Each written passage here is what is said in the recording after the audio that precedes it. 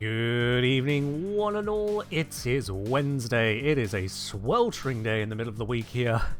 Let's get into some Warframe. I almost debated having face cam off today. It is that hot. I am just literally sweltering. It is excessive. But welcome in, everybody. Hope you're doing well where you are around the world today. Today we are indeed going to be having a look at Banshee. It has been requested for quite some time, in particular by our resident Banshee abuser Miralabe, and you know what better opportunity than to dive into it when we've got a dev stream right around the corner which might announce changes. This is the perfect time to look at a frame. The only frame I know they're not looking at, aside from ones recently covered, of course, is Equinox, because they've said as much. So, It's prime sub time, PogChomp. Yo, Kelton of the Sir variety, up onto 24 months. That's a whole 2 years. You've upgraded your badge to a lovely bronze teapot. And it is bronze, not chocolate, not going to melt in this heat. Cheers for that there, Kelton. Much appreciated. And an 85 watt streak to go with it. Ooh. Ooh. Lovely. Okay, so I popped into Simulacrum. It's where we're going to start, just to, you know, set the tone before we get into nitty-gritty of things. If I grab something as stupid as, say, oh, I don't know, an unmodded Buzzlock. Let's just take you off. There we go. Unmodded Buzzlock. No weapon on my companion. That's fine. And Banshee's VBW just fine for what we're going to do here. Don't worry too much about it. Okay, so bunch of lumbering fragments. Y'all know these units. Y'all seen these units. If you haven't seen these units, you've not been playing enough of Warframe. They've been in the game for years now, so they need no further introduction. Let me just grab the damage numbers and make them very, very visible, even if you're on a mobile device. Probably. I mean, if you're watching me on like 5 pixels, I can't help you. So, yeah, this is a very powerful gun. You'll see that it does a lovely 4 damage. Like, no one can complain on that. Even on a critical hit, it's 4 damage.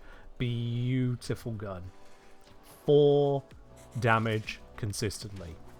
Which makes it very easy to test where we're going from here.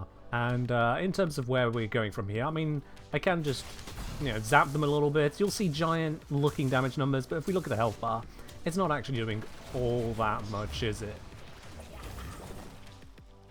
It's not really doing all that much. All of that lot is just nonsense to get things started. So yeah, I can at this point just, you know, send out a sonar. And that 4 damage is now 110. 2.8k. 63k. 32 million. 21 million. You'll notice this 4 damage gun is now one-shotting or nearly one-shotting everything. So it turns out the Banshee can kind of do a little bit of stupid stuff, can't she? And that was with 4 damage. So what happens if you get a merely mediocre weapon rather than an unmodded Buzzlock on its alt fire? Yeah, what if we get a good old testing weapon, the Tenora Prime? At which point I can then just kind of get rid of these old ones. We'll bring out some new ones which haven't been pre-primed or what have you. Don't mind the Bop Bip Kuba Crunch, we don't need that right now. Alright, I'm doing that just for castings and a little bit more strength, so we can just kind of go Don't you worry about what we're doing here, we're just casting a couple of abilities, nothing too crazy. It's definitely not going to do 1.2 billion or... Oh, my compact damage numbers are no longer compacting because negative 2 billion damage.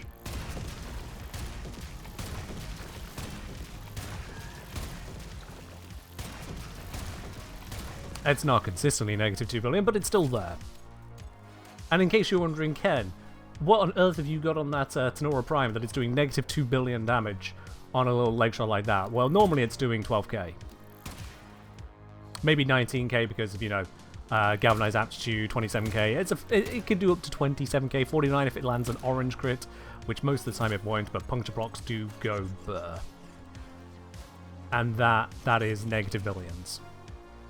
If I were to do this with an Anatomizer, you wouldn't even see the damage because of the way those enemies work. We grab these good old anatomizers here. Again, just make that a little bit quicker for casting. If we start without casting, you see I'm doing like 12k damage. It's pretty fun stuff. You know how that works. No damage number at all.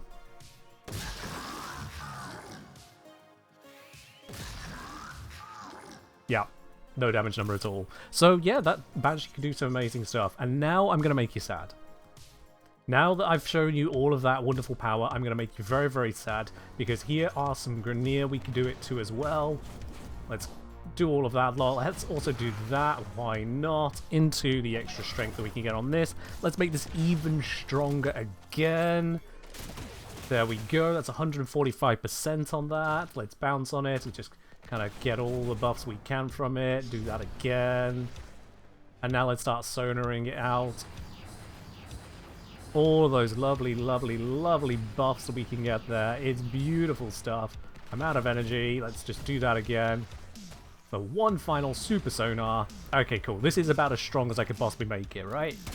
1.6 million. 7.5 million. 1.6. I saw a 36k in there. Where's all the damage gone? What happened to all of the magic I just had? Armor doesn't get that strong. Ooh, I just completely missed that shot. That's on me. Armor doesn't get that strong, but apparently these guys are just that much more resilient. In case you're wondering, the difference between a million and a billion is approximately a billion. So, I mean, yeah, sure, I'm killing these static units in a couple shots, but I mean, I could also just do that without the sonar. So that's not really that great, is it? I do have all of the bullets now because of Primary Crux, which is fun, but that's not what we care about. So, I wonder if anyone who has not already been discussing this with me today knows exactly what the hell just happened. I wonder if you can, in a few words, explain why the hell the Grineer takes so much less damage than the Fragmented. Bearing in mind that we're not pre-priming them with status effects or anything, we're not using any particularly overpowered damage types, those just simply don't exist. It's 50% or not 50% bonus, that's it. Number of highlightable limbs diluting the buff. That's an interesting thought. You're almost on the correct line, but not quite. Spaghetti code. More like spaghetti skeletons. More like spaghetti skeletons. If more spots for sonars to go on, so it's not as multiplicative. How? Not quite, not quite. No. So let me show you the anatomy of an anatomizer next to a butcher. This is going to be the simplest way that I can demonstrate this for you. So, curse to you too, shut up. Anyway, here we have a butcher, and you can see various body parts just by observing. You have an idea as to what it looks like. And we have an anatomizer with, yeah, a lot going on. But most notably, they have these segments with hands on them and taily bits out the back here. So if I cast a sonar, just one sonar, as we've grown used to a Banshee, if you've ever seen a Banshee in action, you see a weak spot gets highlighted. So in this case, the torso of the butcher here, and in this case, the tail end of one of these tails, I guess. So if I hit the butcher here, you'll notice 12k, and if I hit them here, BAM! 190k. And if I hit the anatomizer here, oops, too much damage. But that wasn't the bit that was highlighted. Something's a little bit weird, isn't it? And if I do this again, now let's see, what have we got here? So we see the glow there, it's on the arm, but it is extended across the torso. So does the torso take extra damage because it's within the zone? No. No, it does not. So I'm going to be a little bit less obtuse now and walk you through this. Let's cast sonar a couple more times. You can see how the Anatomizer's got spots on the front here, spots on the back here, and the Butcher, we've got one on the lower right arm, or lower left from themselves, one on the lower right, one on the upper right. Been here enough to birth a baby. Where's the QTE? What? I'm not even going to begin to engage with the rest of that, but all the same there, Captain Calamity, thank you very much for the 9 months of support. Indeed, you've reached your sub-birthery, I guess. Cheers for the 9 months. Ooh. Yes, also, wow, that has left one hell of an ichor splatter there, hasn't it? Yikes. So, in order to, let's just wait for that to explode fully, because they do that thing. There we go. In order to get the benefit of Banshee Sonar, you must hit the body part which is highlighted. The highlight does not highlight the body part which is highlighted. The highlight creates this radial ripple out from a point on the body part which is highlighted. And this point we can see is centralized on a leg. So the leg is highlighted. 191,000. But the leg isn't visually appropriately highlighted. You see just mess all over it. Let me just get rid of that one.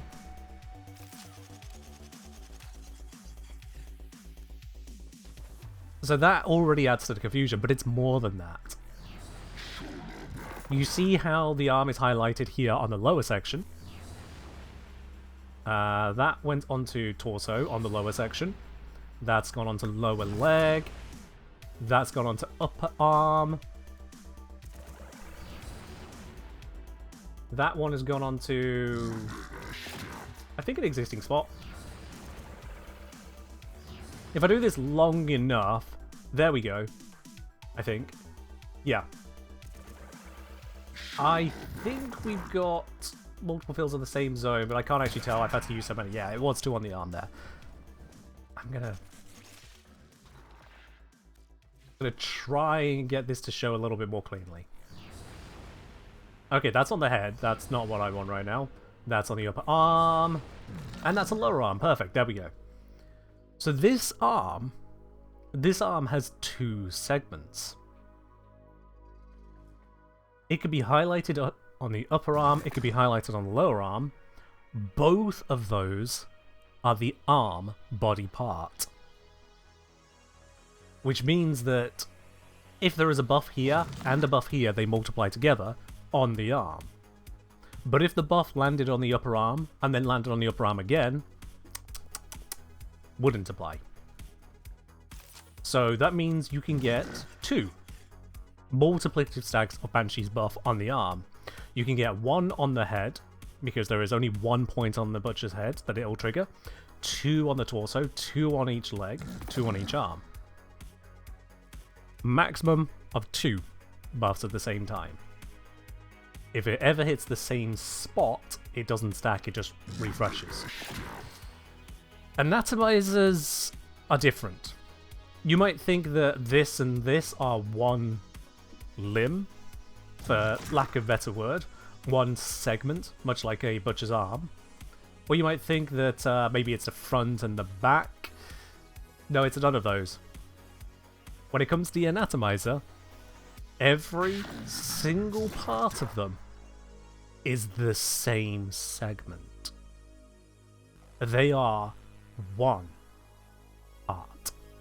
Just one. But if I cast a few of these, you might notice that we can highlight them there, and there, and there, and there, and there, and there. When you add it all up, there are up to 10 places it could be targeted.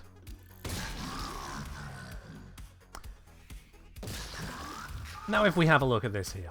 Sonar, with this current setup, 17.91 times damage multiplier. 17.91. I applied it to 4 front parts and 2 rear parts. It stood a power of 6. So that was creating a damage multiplier of, I'm going to need to count the digits here, 33 million times over. I just applied a 33 million times multiplier to damage on that anatomizer. So long as you hit the weak spot, which is literally anywhere on it because everything was the weak spot. Rather than like the Butcher, where you have to hit the highlighted segment, in this case right now it's the head. 33 million Aegir. Million. With an M. 33 times 10 to the 6.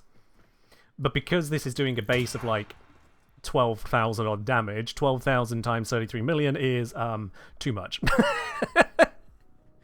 Already, thank you for the hydrate. Yeah, 33 million times 10,000 odd is too much. It creates some absurd numbers. Just get rid of that guy real quick. So, that's bonkers. That is just bonkers math. Miralabe, how did you manage to lose your entire row of badges between messages? What the hell? Aegir asking, does that mean the Stug can one-shot? Can the Stug one-shot? Not for you? Oh, well, you still lost him to me. That's weird. Twitch being twitchy again. How dare it. Let's see. Can this unmodded Stug one-shot?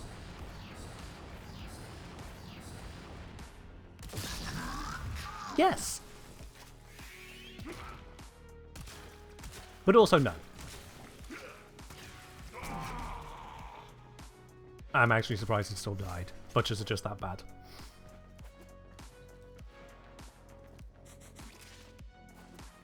Finding out to play the old piece? Yeah. Ballast certainly do be ballasting, doesn't he? Or did be ballasting? Was Yeah. Stug does much more damage than Buzzlock ult damage. True, but then most people don't use the Buzzlock ult fire for damage purposes. But yeah, that's immaterial.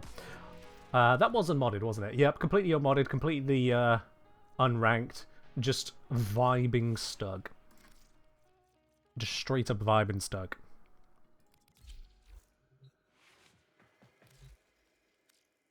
Now, I have bad news. I've just described the 10 spots on this guy, and therefore 10 applications, and how on the Butcher there's actually a maximum of 2 on most of these body parts. Upper and lower, upper, lower, upper, lower, upper, lower, upper, lower. Head, 1. Just 1 spot where Sonar can apply. And the problem with... Oh, hey, Birlib, you got your badges back. That's good. The problem with only 1 applying here is, well, a headshot provides you a 3 times damage buff on some enemies, 2 times on others, none times on others for some reason. Yeah. Triple damage on many enemies like Butchers. And if it's a critical hit, a headshot also doubles your critical damage, which basically just doubles your damage. So you get 6 times damage on headshotting versus body shot. I would have demonstrated the body shot, but I started with the headshot like an absolute idiot. So, he's dead. You'll have to take my word for it. I was doing like 12-ish K earlier, and there I did 71k. So, 12 times 6 is 72. You can see I'm basically on the money there.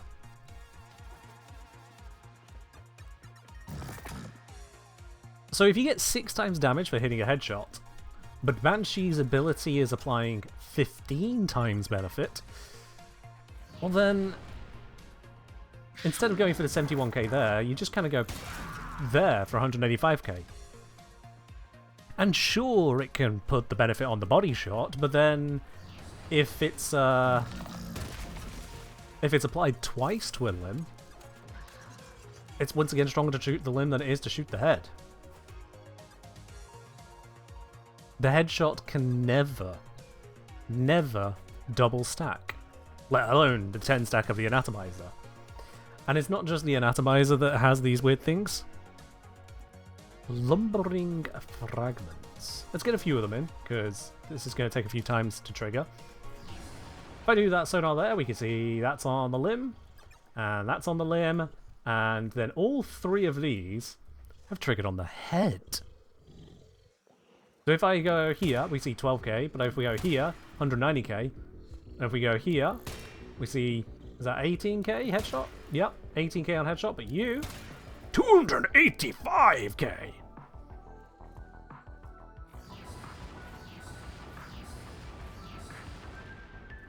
And how are those headshots doing now? 285k. And the leg shot? Actually, only 200k on that one. Never mind. 52 million. That's a little bit more like what I was expecting to see there. 811 million. How about you? A number? a number. And the headshot is... It's still... I mean, that one's now not even telling the truth. That one's not even there. It says it's highlighted, but... Yeah. That's damage cap? You don't need to tell me. Yeah. There was a negative damage cap, I'd point out. That's how damage cap it was. It rolled around to the other end. The game just gave up.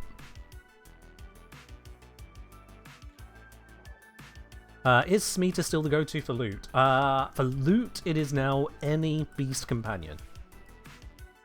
Any beast companion. And that is because Charm, as you remember it, no longer does all of those, well, the full list of things you may have remembered. Most notably, the loot one was taken off of Charm. It is now available to every single beast through Resourceful Retriever and the other Retriever mods. So Resourceful is 18% extra loot. Just every single loot, 18% chance it doubles. Prosperous is that for credits. Loyal is both but weaker. Excuse me. Loyal is both but weaker. Charm instead has retained many of its other features, rebalanced to make them appropriately more frequent because of the loss of the loot one. It still gives a massive affinity buff, so Smeeta is still the affinity companion, but not the resource one. It can be, but it's not the resource one. There you go. Yo! Chase a Kubrau to have passive discount Necros. There is that. Yep. Cannot overlook that. So thank you very much, Shazbot, for your Prime up onto 29 months. Much appreciated there. And yeah, for those of you who don't know on that, Chester Kubro, which is called Flossie for yours truly here. Flossie. Flossie has not got it equipped for some reason. Nope, here it is. Retrieve. Kubro has a 45% chance to scavenge additional loot from a fallen enemy or container within 30 meters every 10 seconds. This is much slower than your average loot frame. But you don't need a loot frame for it. It can just sit there. So you can indeed just kind of chill on that 45% bonus every 10 seconds. Now, I don't know if that 45% will keep retrying until it succeeds within 10 seconds, or if the attempt causes the cooldown. That's not something I'm familiar with. I haven't tested it that far, but it's the only companion that does have an extra loot effect, and is able to be combined with that that retriever set. Any one of those. But yeah, Chester Kubro is technically the highest loot of all companions now. Technically. Although I'll be quite honest, that extra loot is so minimal. 45% chance per 10 seconds that just take the beast that is most effective for your setup is the correct answer. Which ability is best replaced with a Subsume or Banshee? It depends on the build you're using. Because if you're using a build that does not rely on Soundquake, then you replace Soundquake. But if you were doing a build that relies on Soundquake, replacing it would be a bad idea, wouldn't it? So the best one to replace with a Subsume is the one you're not using. Isn't Smeeta still better for rare loot? No, why would it be? On what basis do you believe that? Given what I've just shown you, why do you believe that? Unless there's something I am missing, which is always possible, but... Let's see, Charm. Crits, energy, affinity, reload, shields... Oh, no, I do take it back. There is a chance of a singular rare resource once in forever. I take that back. Yeah, there is a singular rare resource once in forever. It's a 10% proc on the proc already for one instance of the current rare resources to be dropped. My apologies on that. It does say here then average time for a specific buff to occur.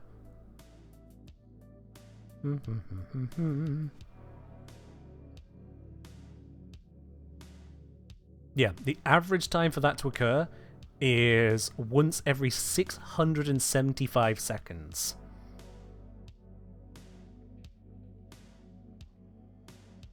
$675, that is over 11 minutes per rare resource. Such as, for example, an Orokin Cell in Sanctum Anatomica. I gotta say, that's basically nothing. That is basically nothing. Would you use Elemental Ward on Banshee? I'm seeing Shezwell saying Hidden Tech. Don't know if Shezwell is referring to Hidden Tech or just talking like it. So, I'll be honest, I'm not too familiar with the interaction to state how good it can be. Maybe I'll say electric proc like that tells us enough, but...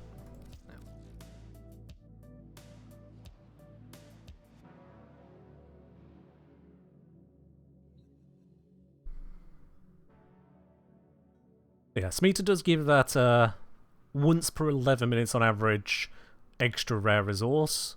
So another, what, just over 5 per hour? Not enough to make the difference.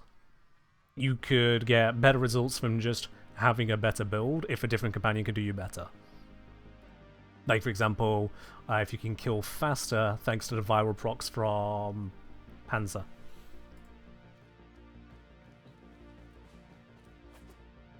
But Speed is Charm, if you're already using it, can give you a little bit, yes. Alright then, so, what's this about Elemental Ward? Before I go diving into more other bits about Banshee here. Elemental Ward on the electric one. Yeah, that's an interesting way of doing it, but it's done. So it gives you shield capacity, but yeah, status chances on the electric proc that comes off of it, I presume. Damage multipliers at base 10 times the incoming damage. Right.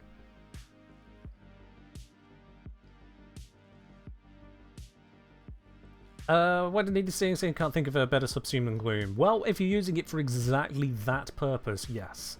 However, that is using it for exactly that purpose. If you find yourself in a position of this is the only subsume, then you're not thinking broad enough in terms of builds.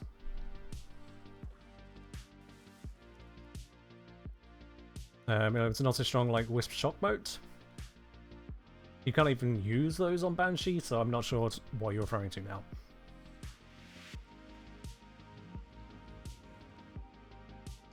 now. Let's give that one a look in.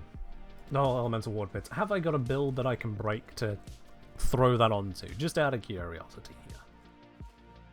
Do I have a build I can break for that?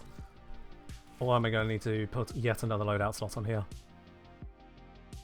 Let's see. What is Config B? Config B is a super low duration. Is that just Soundquake? That is... Oh, yeah, we could delete this one. God knows what that was supposed to be, but it's done. Right. Now, I'm fairly certain we're not seeing Elemental Ward is interacting with Soundquake here, so we can absolutely dumpster Soundquake.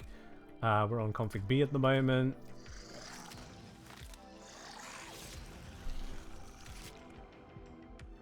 There we go.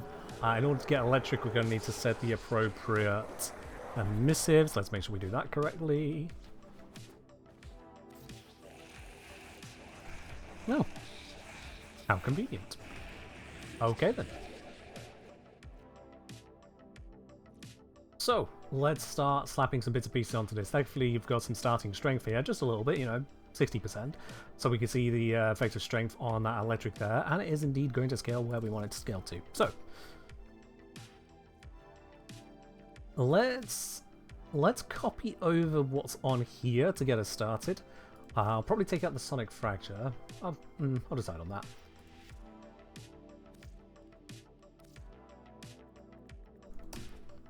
There we go.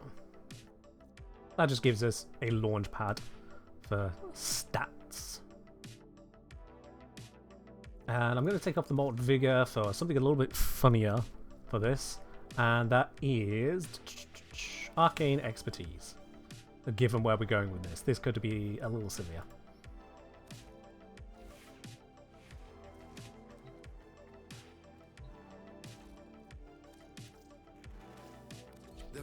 Now, Electric Ward, if I recall correctly, is a reflective type.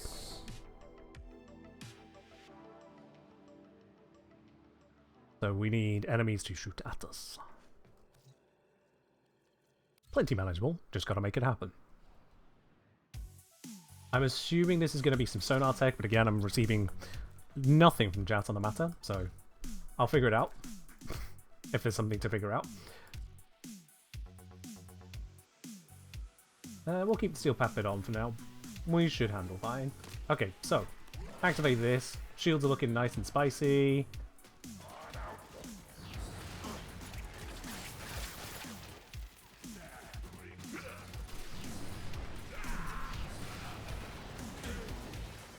Oops. Banshee died. Gotta fix that. Maybe for testing I need to just start with being invuln. But I don't know if that's going to affect the damage reflection. Ah, okay. Okay, that's...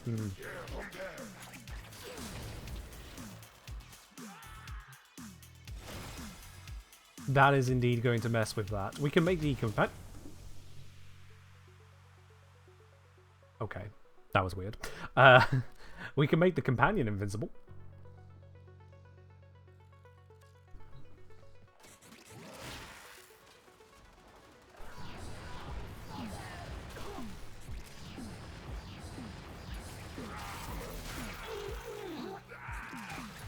So, what's the bit I'm supposed to be impressed by here?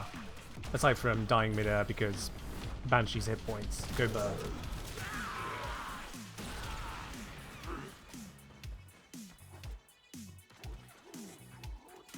Need to build more tank? It's starting to feel that way. I would have known to have done that straight away, but everyone who made the suggestion acted like this secret tech is too secret to share even with the streamer, so I'll figure it out. Let's see. Oh, why does it do this? Yeah, it costs us a little bit on the shields, but we'll get a bunch more extra tank out of it. And we're not using Sonic Fracture right now, so we can take that off for a redirection to give just even more shield capacity. Actually, it's going to do fuck all because we're getting so much from strength.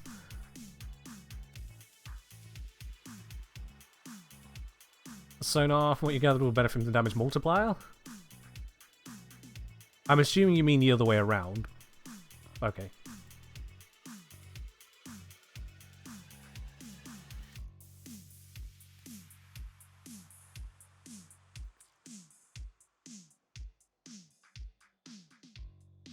Yeah, given I'm using this to apply a whole bunch of pluses to shields that redirection would only be additive to, you can see that only goes up by a few hundred there. And I lack other defensives I can put onto shields.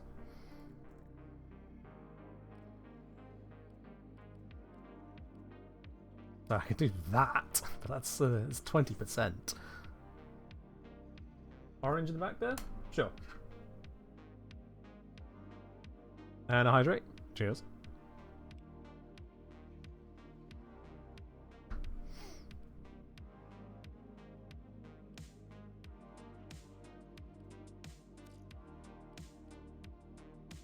Yeah, in terms of shield tanking, which considering this triggers off of... Is it damage to shields or just damage? It's giving a shield bonus, so one would assume we want to go shields. Let's give this a try as is.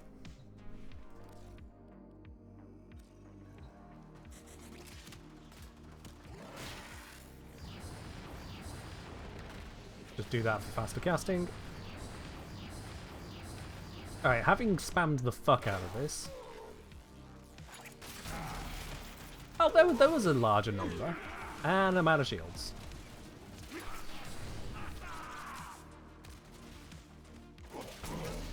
Maybe we need regen delay modding. That's going to start taking up a lot of spaces. And we're dead.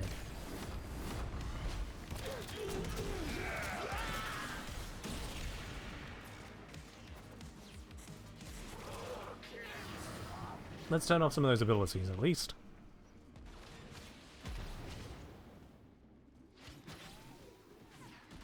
Oh, this turned off, I didn't notice. I was wondering why nothing was happening. I was like, what did I screw up this time? Just an ability run out. And now the sonars will run out.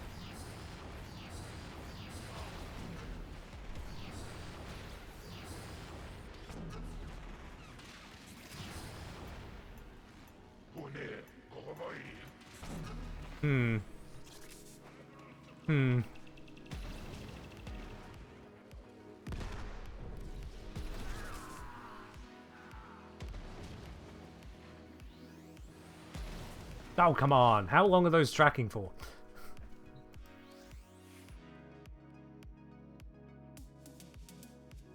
Right, let's see what we got. So, you have to invest a lot of time to make it work. You use your powerful sonar. I've liked it. Fair enough. What do I think the local augment is? No idea. We'll literally find out in 2 days, so I'm not going to try guessing. Fatal damage of an arc discharge is determined by the amount of shields and or health lost by incoming damage. Okay.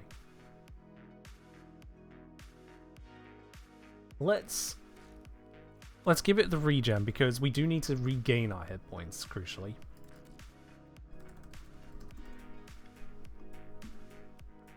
Let's see. We could do you and... will be a safe one to take out here. Honestly, Intensify is not that effective. Yeah, we're losing some strength here, but the benefits we should be getting defensively. Let's give that a try. This is on a basic 25.9. What's the benefits from this? Does Ward's damage multiplier affect weapon damage? No. That would be obscenely powerful if it did. Okay. Activate that. You can see that regen coming in to assist there, because I could just roll away for a moment and start regaining a bunch of hit points. They're taking like 60 odd damage. Take more. 6k? More! I have cast so much stuff. You should be taking far more than like 1k damage. What is this? More!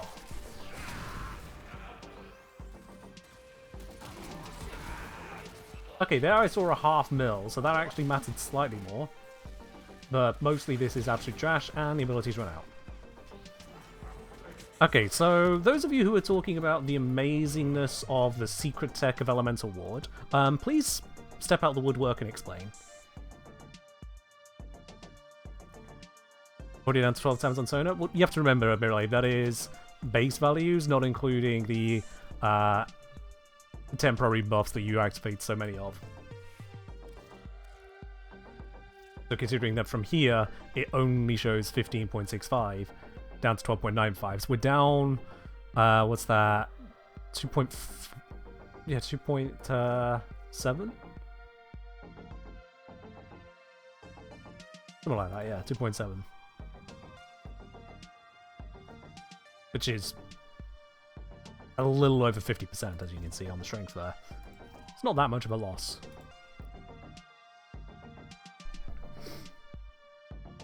So yeah, where was our proponents of Elemental Ward? What am I missing out on? Was it Shares? It was Shares responding with hidden text Alpha Monkey. What? What have you got for us? Alpha Monkey, someone got...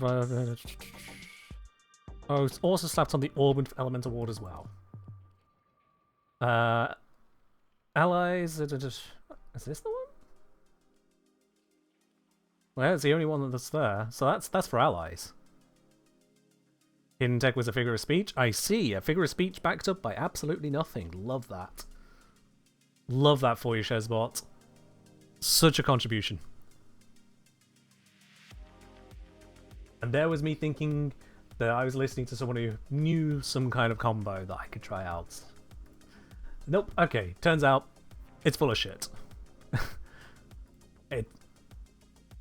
As ever, with most elemental ward tech I come across, it really comes down to, it's amazing if you ignore all of the downsides. Like 99% of every time someone has told me about elemental ward tech, it is brilliant except for all of the downsides. You don't know anything about this tech using a build from your alliance.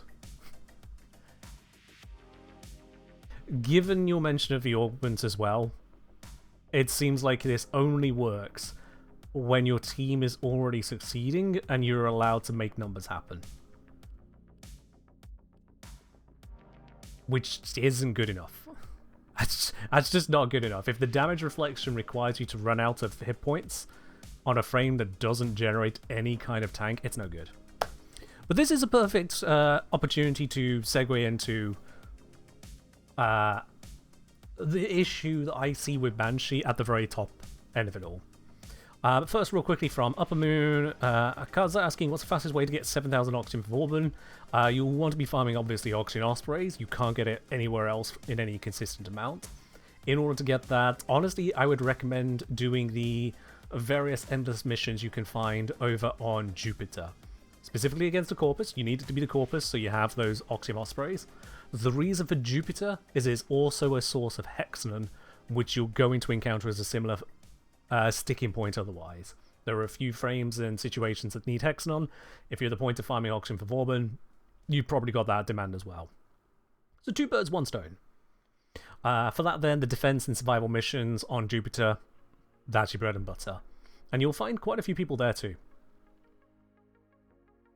You'll find quite a few people there for that as well. Not like loads, but enough. You won't be alone as much as, say, if you were farming some random node on Saturn.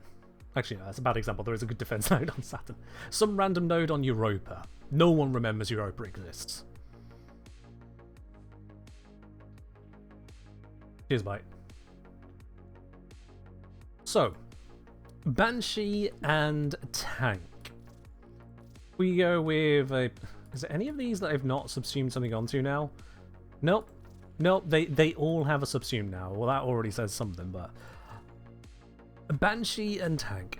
Is there a single frame other than Banshee that has no defensive option? And when I say no defensive option, silence is a defensive option, yes, but it is a defensive option with extreme limits. Those limits are, 1, the stun is briefly lived. So as soon as the enemies are out of the stun, that's ended. And 2, whilst it turns off various abilities, which is nice, guns. Guns still kill. So it is a defensive ability, but it's not a defensive option in terms of stops Banshee dying, not in itself. Yes, I know it's the Gloom tech, we'll get there. So, of the other frames, Folly, damage reduction. Lavos, built-in armor, built-in healing. Octavia, invis. Varuna has a combination of invis and heals. Wukong, invis and heals and armor. Ashe has invis, armor and healing. Banshee. Baruch has damage reduction. Caliban has shield restoration. Chroma, armor generation, Citrine, passive regen, and defense. Invisibility on Cytonine. Dagath has just straight up, I didn't give myself permission to die. Dante has obviously the Overguard. Ember has the damage reduction. Equinox has the healing and damage reduction. Excalibur?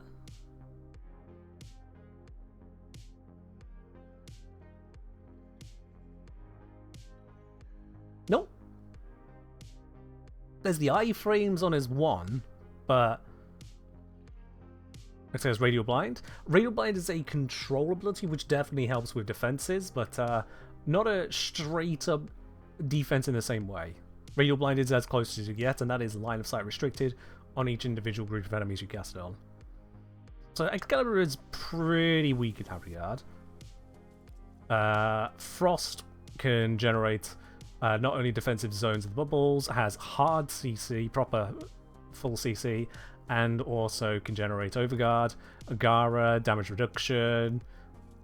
Don't think she has a healing included in it, but definitely the damage reduction. Garuda has natural ability to... I think she has natural ability to recover. Yeah, of course, Blood Oils. I knew it was in there somewhere, I just forgot about it for a moment. Gauss, shield regen primarily, also just damage reduction. Grendel with healing and armor. Jaya, I think, is another one that's lacking. Yeah, I think Jaya is pretty empty in that arena, hence why Pillage is so amazing. Jaya has an augment? Okay, well, I mean, if you have to rely on an augment just to survive. What is it that gives her life? Oh, damage reduction on reverse road as well. Yeah. Which, doesn't that one cap at 75, which is actually pretty bad? Yeah. It is just the replacement for adaptation level bad.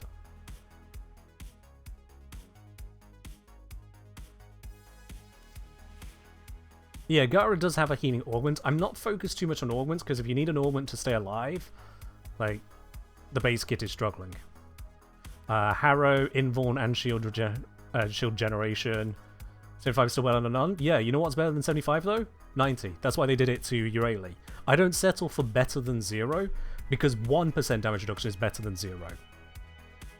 And unless you're going to sit there and tell me that 1% damage reduction is enough, better than none is useless as a thought. Hildren is shield regeneration, Hydroid is armor generation, Inaros is just Inaros, do I need to explain any further? Ivara is healing, Jade is healing, Korra healing from Companion, yep. Kome has healing and damage damage cancellation more than anything, but yes, still also generates healing. Kalevo, healing and Overguard generation. Lavos is amazing. Limbo slips into the Rift, which that counts. That's like invisibility, but different.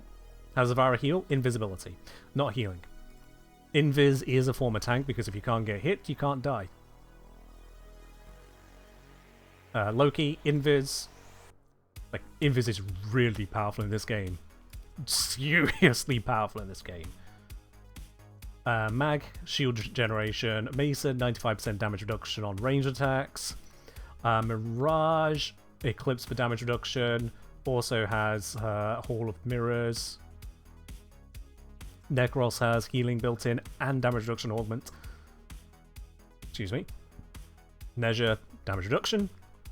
Mass amounts of it. Nidus, healing and damage reduction. Noko, for starters, can just become a little mushroomy boy. There's plenty survivable in general there. Nova, damage reduction on the 1. Nyx can just go invulnerable. Oberon can just go invulnerable, as well as healing the entire team, as well as giving armor, as well as giving status immunity. Yeah, Oberon tanks. Araxia, shitloads of health and healing. Protea, shield grenades. Corvex with just the sheer amount of armor to get started with. Revenant.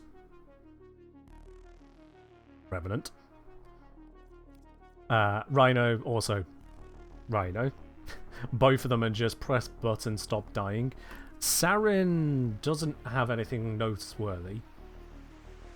Just straight up nothing noteworthy. Yes, she does have technically access to forms of healing.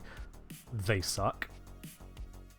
If you want to tell me that Molt is your survival option for the healing rather than shield gating, I can tell you you are honestly trying to build Saren wrong.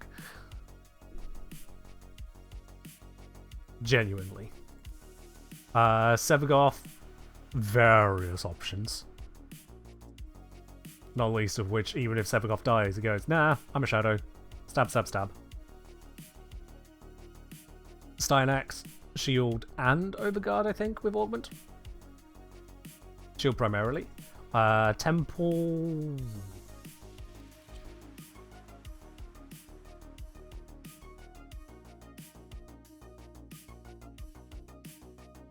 Yeah, I guess this heals you fully one cast, so yeah, rip as well. Yeah. Titania...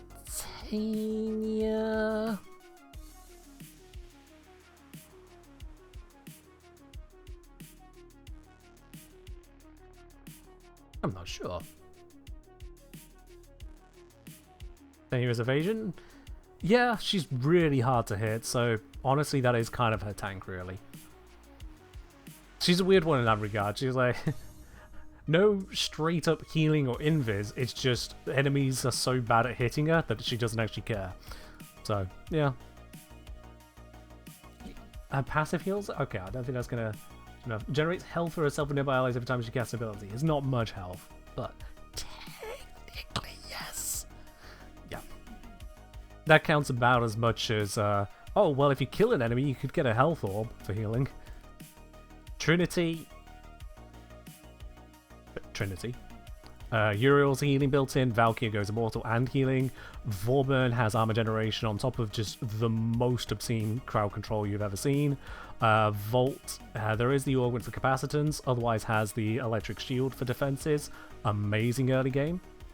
Wisp, the moats, seriously. Zaku, mass amounts of evasion, and otherwise just some seriously powerful crowd control. Uradi, Marina, and Zephyr Turbulence. So yeah, there are a few. There's more than I remembered that are completely without any real defense. It's Saren, who is instead just dealing so much damage and sickening the enemies to absolute impotence.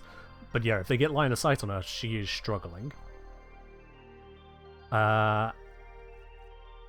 Going back up our list here, I think Magma's on a little on the weaker side, but nothing too crazy. I wouldn't worry about it, but it is there. Likewise, the healing on Korra is a little shaky, but it's not too bad. But yeah, Jaya is struggling in that arena. And then you've got Banshee. There are a few of them where their options are just bad for defense. Banshee, honestly, I think is still the worst. Maybe second worst just because Saren technically, but Saren also is just so damn powerful. Chesbot, if you say the phrase hidden tech again, I'm going to turn you into hidden tech.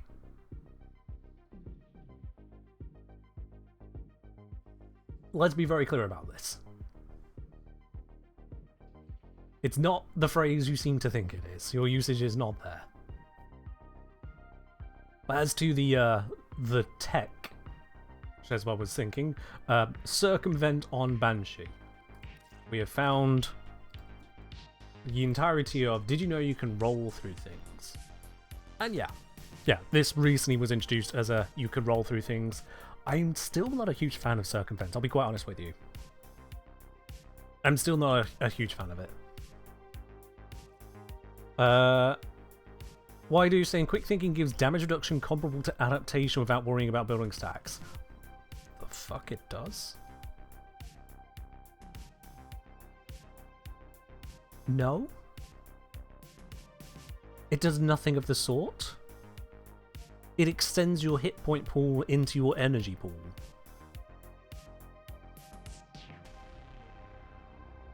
That's not damage reduction, my guy. That is a very different thing. The efficiency rating? The efficiency rating is the efficiency on your energy being used for those hit points, which you could term as, I suppose, damage reduction on energy. But it's not damage reduction. You're not reducing the damage being dealt to your health and shields. You're reducing the damage done to your energy, your last-ditch hit point pool. But it's not that great because you don't heal energy the way you heal shields or health. Not even close.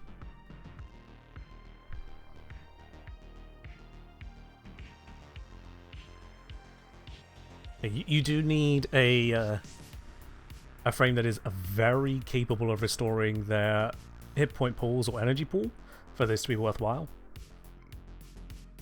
Usually that is in combination with Hunter Adrenaline, because then you take damage on health, which gives you energy. You then spend the energy to get health, which turns it back around. You were talking about Jaya? Oh, okay.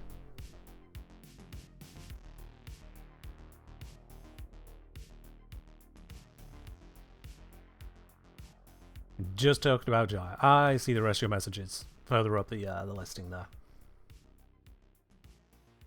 Is there anything in the game that affects the conversion ratio on quick thinking? In itself, not really.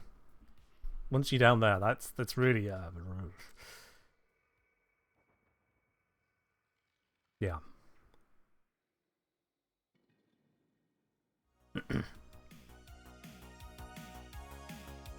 Okay. Overall, the abilities, you got Sonic Boom, bash the enemies away. In itself, brilliant, but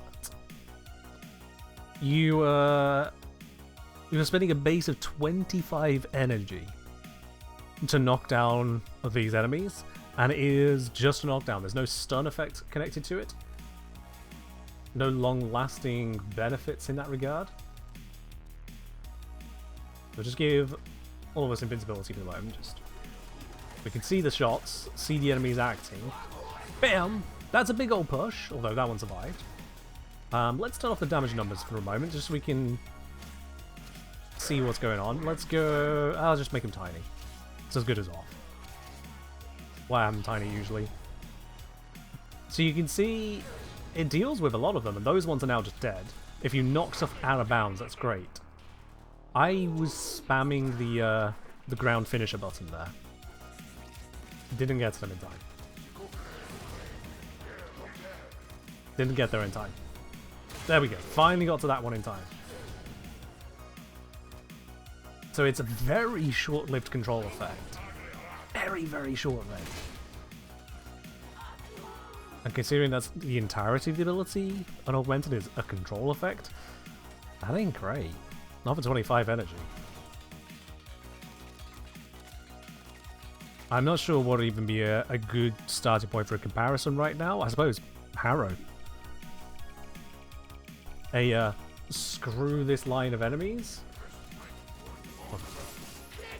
It's a much narrower line rather than a 180-degree blast, but it actually locks them up.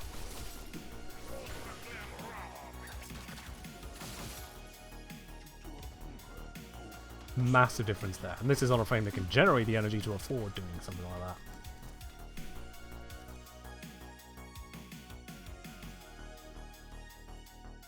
So going back to Banshee. Overall, the defensive option on that is not great. Sonar, nothing defensive about it whatsoever. Complete nil. And then we have Soundquake. This is kind of defensive, because normal enemies will be staggered to hell and back. If we grab a whole bunch of normal enemies, and we cast that. Don't know how you're still grabbing me, but okay. If I had silence up, they wouldn't be able to cast that. So right now, they can't do anything to me. The problem is that I can't do anything to them. This is a stalemate.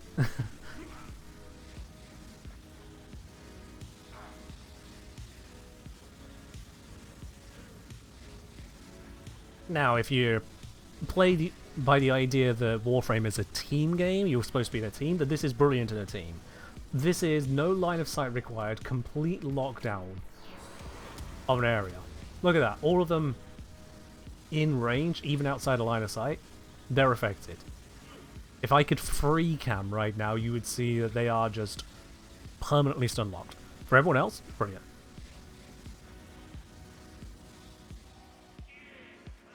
But one, we also have the expectation of being solo in this game.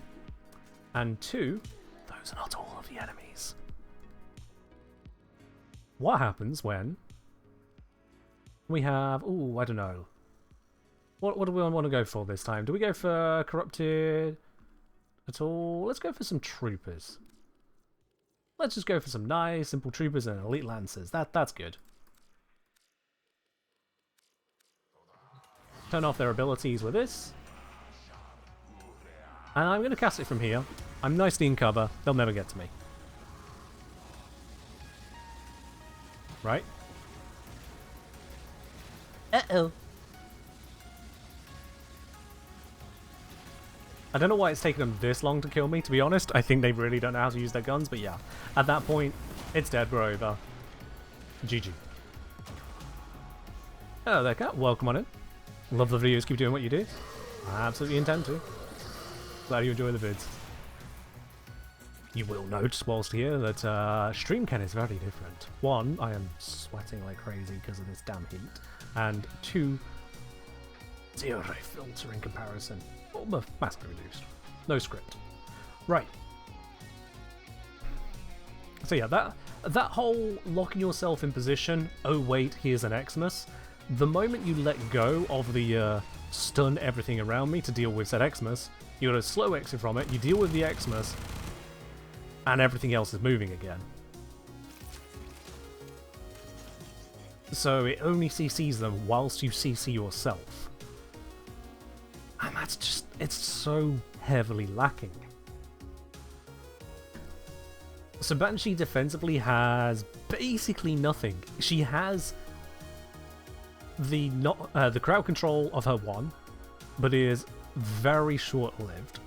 She has the ability control of her 3, and that is her strongest ability defensively by far. It's also available on the Subsume system, so oof. And then she has Soundquake, which is just bad. But Soundquake has an augment. Soundquake is an augment that I have laughed about and used to great effect. But I recently re-looked at, okay, how does this actually work? I realised I was very wrong about it. Gonna put my hand up on this one and say I made an assumption. That assumption was wrong. It was based on how DE usually code things, and I should have checked more. I should have checked more. Resonating Quake creates a shockwave that deals 20 times the damage at the epicenter, gradually weakening as it expands out. This word gradually. This word gradually. Oh, could there be a bigger lie indeed. Let's grab us a Xmas Trooper. Let's grab 5 of them, make it nice and visible. The reason I'm going to go for the Xmas is because their overguard stops me from knocking them around. So we'll get a better view as to what's actually happening. So, I have on this ability, you'll note, 50 meters of range, 50.75, call it 50, nice and lovely round number. 50 meters of range, that's the wrong one. This ability is 50 meters of range as well. Thank goodness for that. 50 meters of range and nearly 12,000 damage. Just keep those details in mind. 50 meters, 12,000. Now, this is not 50 meters. This is 15 to 17. So it's 30 to 34% of the distance away. They are 1/3 of the way through my ability, basically. 12,000 damage ability, and so it deals 2.6k to 3.2k. And you'll notice the numbers are varying. This is 3k, this is 1.7 now. This is 3.3, 1.8, but if I do this again, 3.6 to 2.1, but if I do this again, 1.3 to 2.2.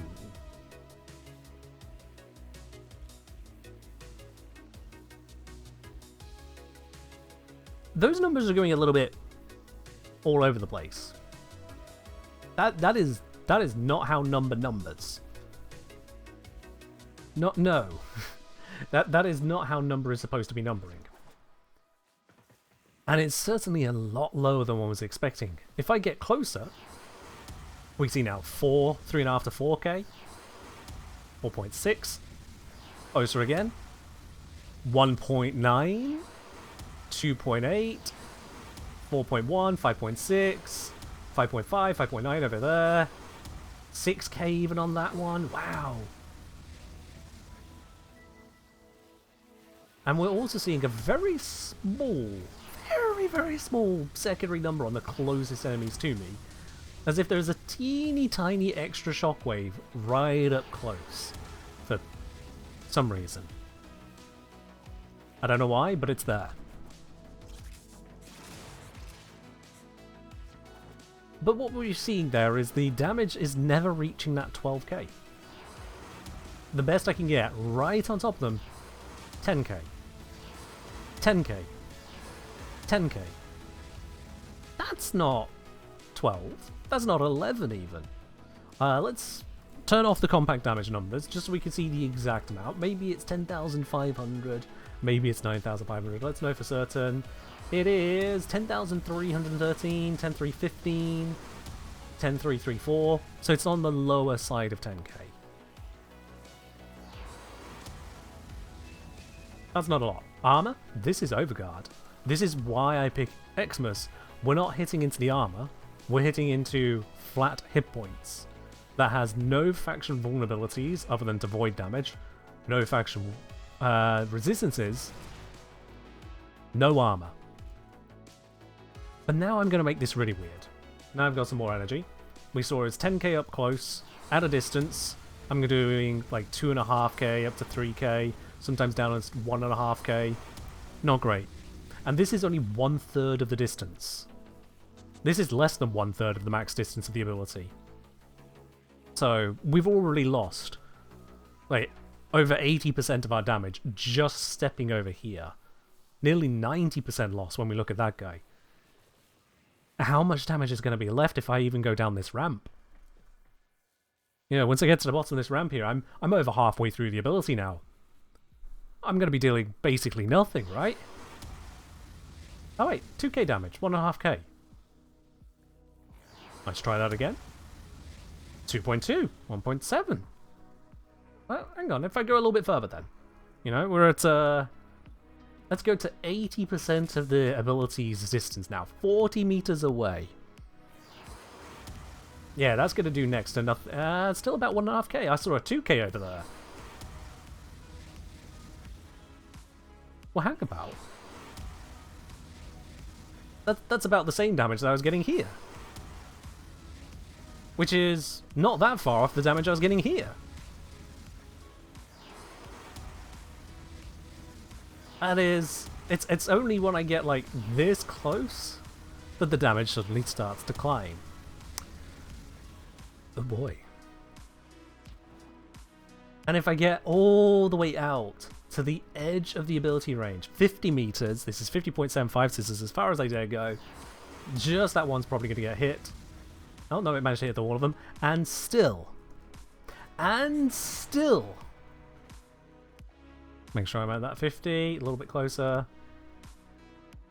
All the way out here, I'm still hitting for 1.5k.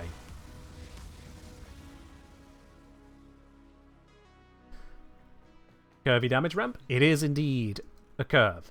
And you know what? I'm going to use this grid as my graph paper. On this axis, we have damage. On this axis, we have distance. Where you might have expected that damage would gradually come down over distance, or maybe even stay higher and then come down over distance. The way it works here is like that. It comes from high to lower very rapidly and then tapers off. Very, very harshly. And some very smart cookie has actually come up with a pretty reasonable expression to give you the, maybe not the exact numbers, as we've already seen. Exact numbers are not possible with this ability, but it gives you an idea as to the scale that is going on.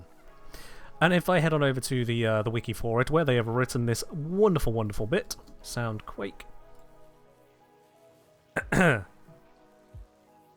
not Soundquake, Resonating Quake. It approximately follows the formula of damage multiplier is equal to 10%, and that's the longest range, 10% multiplied by all of distance over max range, so that is the ratio of how far through the ability you are, raised to the power of minus 0.5. For those of you not too familiar with raising things to the power of anything other than whole numbers like 2 for squared or 3 for cubed, as you go into negative values, as you go minusing down, you're effectively dividing. So something squared is you times it by itself. Something to the power of 1 is just itself. Something to the power of 0 is itself divided by itself, which is always 1. So minus 1 would be itself divided by itself, or in other words, 1 over itself, 1 divided by itself.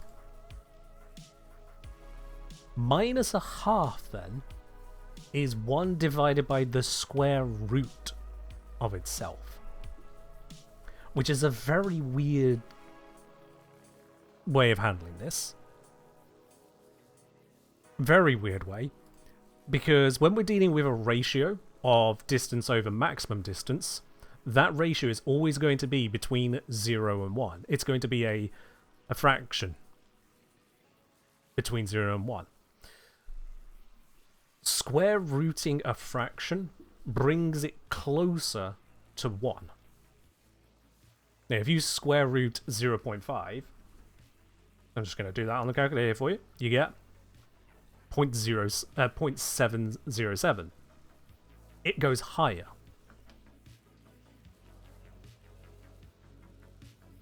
But we're doing 1 over that. And so it's basically creating a much more aggressive curve. Much more aggressive. So, all of that to say that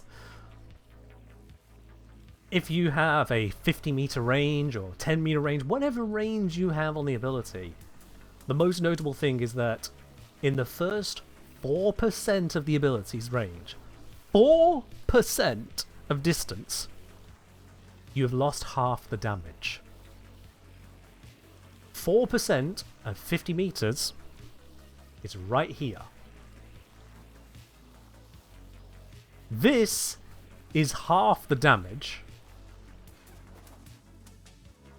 and this is 10% damage.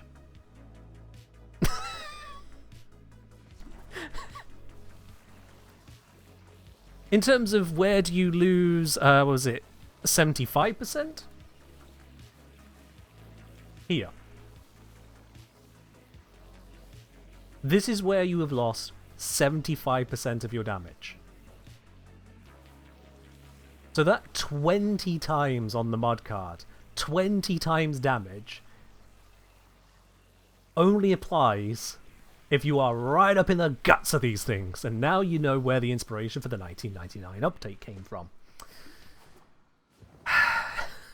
Whoever the hell coded Banshee clearly coded Eleanor's Kim messages.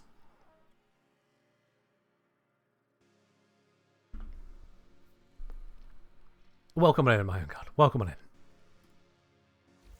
The damage scaling on Banshee's Resonating Quake is absolutely diabolical. So we could say that range mods are like an eighth as effective as you expect practically. More, you have to say that the damage is a lot lower.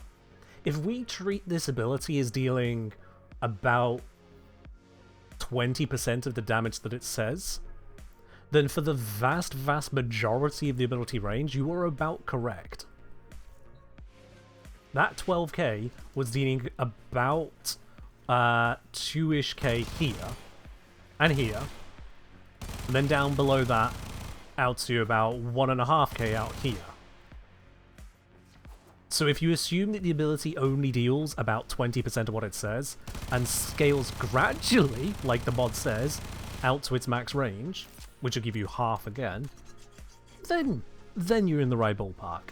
And only if enemies get within punching range do you get a bonus, a panic bonus for how dare they be so close to me. in terms of energy efficiency, you actually get more damage per point of energy out of the normal mode. Because if you're spending 100 energy for about 20% damage, then you're spending about 5 energy per percent. But it was 20 times more powerful than the base in the first place, so we can say it's 20 damage reduced to 20%, so that's 4 damage, 4 times for 100 energy, or you can spend 12 energy per second for just the base amount. 100 for 4, or 12 for 1. 12 for 1's better. You get nearly... Actually, you get more than twice the damage per energy from using it without the augment. Is heat affected by Elementalist? If the heat comes from the Elementalist modded thing, sure. Yeah.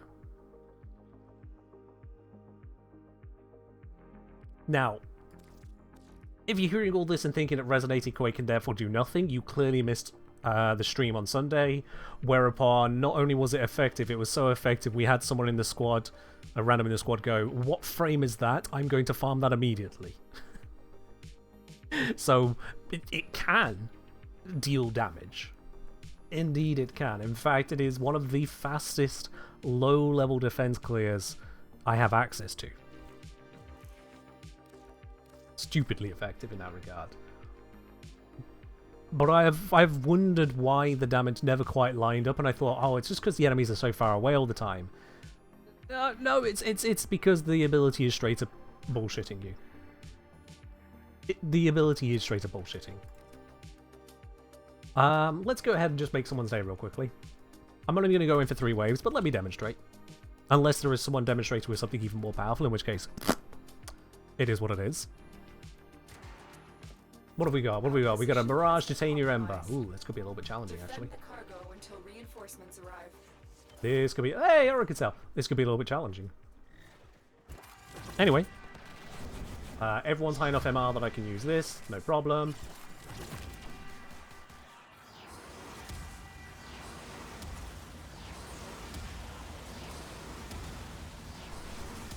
Can switch the lights whilst doing this.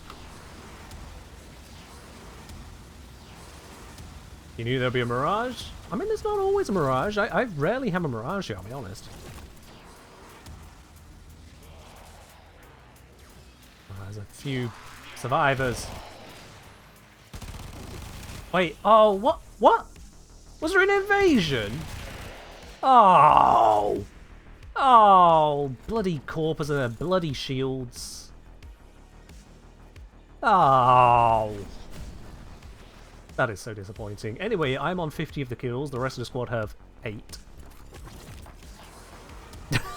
Oh, there's Simran. Welcome on in. So in low-level missions like these, you can absolutely get some value.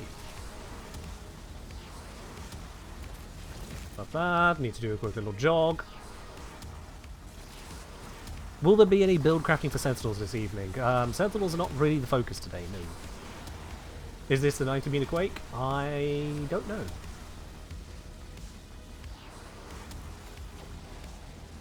$87.5. Near enough. Something about the Corpus, they just make the spawns take so much longer on this mission. I don't know what it is. I don't know what it is. Look at that, we're already at 2 minutes for the waves. That's disgusting. They've ruined a good thing. Damn you, Corpus. Hate you so much.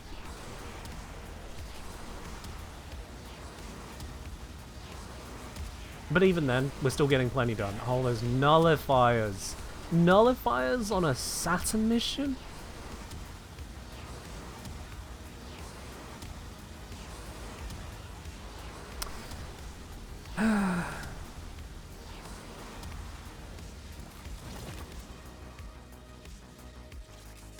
Well, I'm definitely only doing 3 waves, but there we go. Teammates got, what was that, 14 kills? Oh, wait, I thought it was done. There was nothing left on my radar. Where did you come from? I hate the Corpus so much. My teammates got 15 kills. I'm not host, so I'm not going to give them host migration, so it's all good. They can go ahead and run the mission without me now. Good luck, whoever you are. May your leveling be swift, Ember. Oh boy. Very impressive, Tenno. You held them all back. Time to get out of here. 3 minutes 5 seconds is actually a pretty bad time for that mission. That is a pretty bad time. What's my favorite primary secondary melee? Burston in Karnan, Latum in Karnan, Zorus, not in Karnan. I don't think you heard that because of the ads.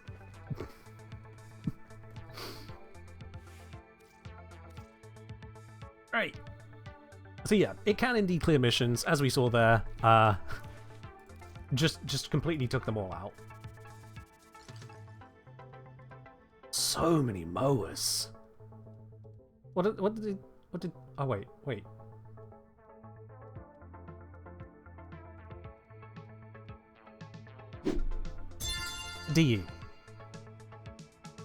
DE plus.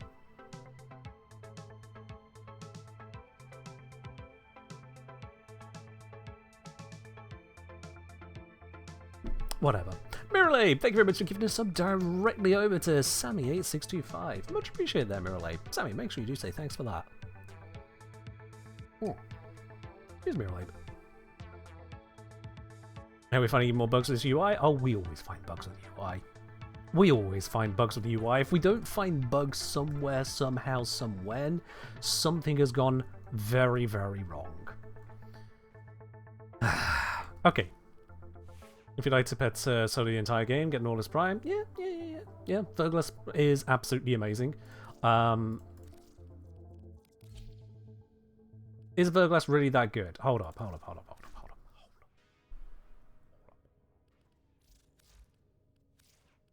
Let's someone's a little bit curious as to how amazing Verglas is, so just bear with me a moment here. I always love showing this off. You are a true hunter. You got Nautilus, not the Prime. Normal Verglas will do plenty of work. The Prime is better, and especially if you get a Riven for it, it becomes very good because of it enabling work with Tenacious Bond. But normal Verglas is still very effective.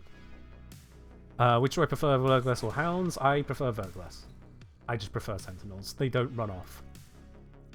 Grineer Battle Group. We all love a good bunch of Grineer. Let's just spawn them in. To do this, let's just kill a few things. You might be wondering why am I doing this? It's because of the way that the mods work.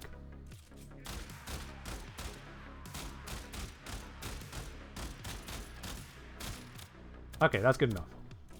That's good enough. So let's get rid of the remaining ones. Let's spawn in the ones now for my companion. Go, companion! Do the good things! Show the good boys and girls! And everyone in between. Oh, I don't have enough time.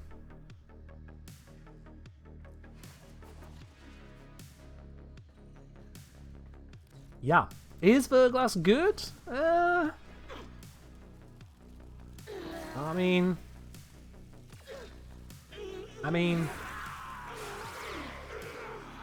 Yeah?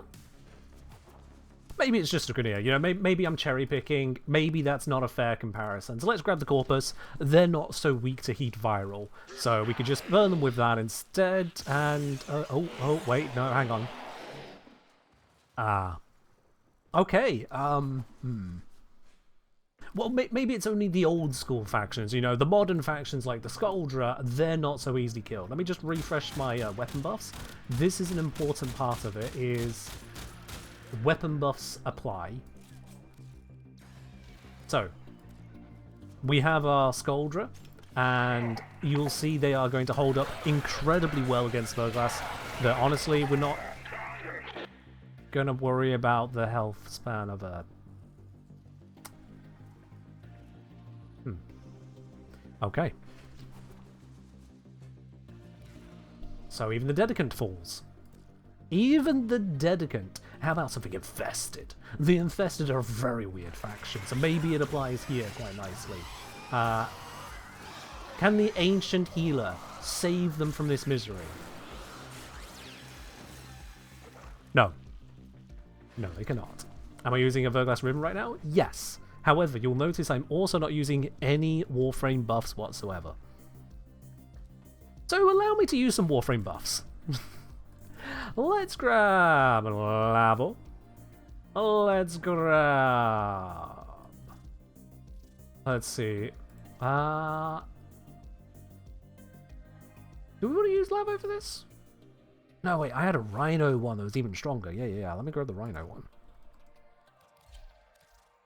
Where is it? Super Sentinel. There's our friend. Hello, friend.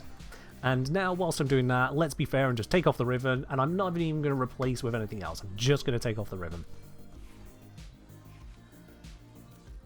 Okay. Which one is against? Ricochet. You get a pick. Which of these factions, which of these battle groups do we go against next? You want to see it against the Sentients? Alright then. Sentients it is. So we're just gonna pop on over here. Hi Sentients! I have a Sentinel. It is also sentient. How do you guys feel about that? I mean, it seems like they're having a good time. Yeah? All that damage reduction, resisting all the stuff. Yeah?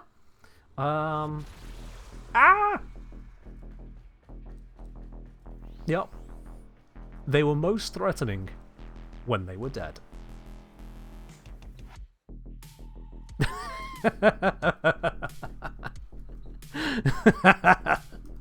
What exploded? So some of the sentients, they drop a sentient core on death that you need to interact with by just walking over it. If you don't, then it explodes with damage based on what damage you use to kill it. 20 babals? Oh gods. Oh god, okay. With no weapon stacks, this could be a little bit shaky, so I'm going to mildly walk around that by first getting some weapon stacks. Because we are probably going to need that. These are not great ones to have picked. Why did I pick you?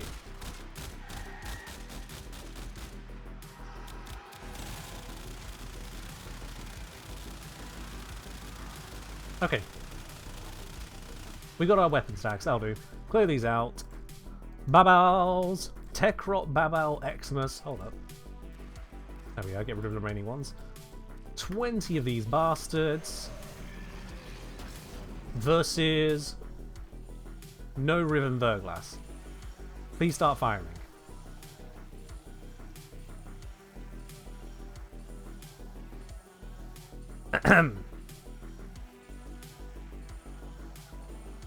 Verglass has encountered a problem and needs to restart. Please bear with me.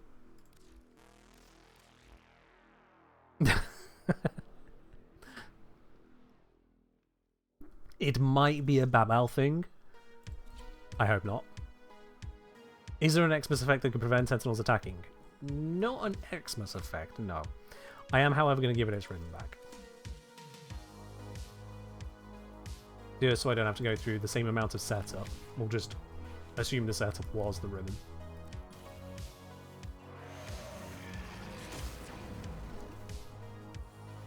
There we go. Alright then. Good luck, my faithful companion. With all of the damage reduction from the Guardian Xmas, this is probably going to achieve jack shit. So, with their immunity to viral procs, let's sit back, relax, and wait for this to happen. Bearing in mind that you also probably would struggle to deal much damage to 20 Babal Xmas, including Guardians. Yeah. It'll take a while. However, the heat proc count is rising. The heat proc count is rising. And rising. Let me just re-up the raw buff. We are running a little shy on that. We're getting there. I am low enough range that that isn't affecting him. 1500 procs. 1600. There we go. It's finally spread. Oh, they nerfed the spread to 100, didn't they? Sorry, yeah. I broke the game and they nerfed it. Alright, Babao Xmas might be too much. That's unfortunate. I forgot that they nerfed the spread to 100 per proc type. We had multiple Guardians in there, so that was horrible. Let's spawn just one. Not Babu, Babao. Let's spawn just one. And then we'll get back to Banshee, yes. Why is this one a Guardian one? Of all the... whatever. Right, let's give Royal buff as well. At least it shouldn't be buffing itself. So, there's that. It is slowly working through it. There we go. You can see it's chonking through now. We're only at like 400 procs and it's already nearly dead. That's how much damage reduction was on the other one. And there we go. It does still actually kill it. Yeah, Guardian Xmas do not buff themselves, is my understanding. But we can test on this one, see comparatively. Oop, wrong buff. That's the buff we needed. Oh, I gave it blast. Oh, bollocks. I broke it. I broke it. BRB. I misclicked and broke it. I was wrong, but I needed relay, not base.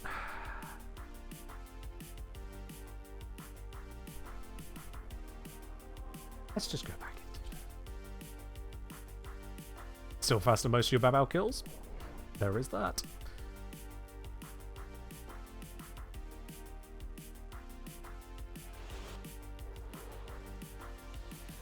Where is the bastard? There he is. Right, let's reset that. We do one with Banshee. We can certainly have a look at that in a second. I suppose so, yeah. We are looking at Banshee today. Right, not a Guardian? Not a Guardian. Good. So we got our buffs active. Not a Guardian. Does this one die any faster? So we've already got through the Overguard. We're working onto the health here. As you can see, that health is rocketing down. Excuse me. We're at 300 procs and counting. Still going down. 400 procs. And at 453, it is dead. You could say we listened to Victor on that one. Shoot them until they stay dead.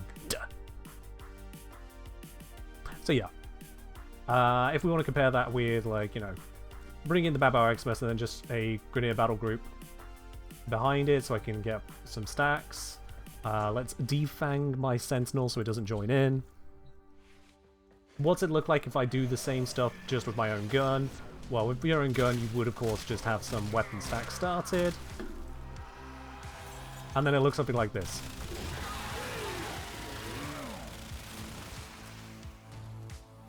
So, I mean, if you do have a souped-up weapon, your companion is going to pale in comparison, yes. If you have a souped-up weapon. But if you don't, Verglass is amazing. And yeah, you can indeed use Verglass, Nautilus, Worm, sorry.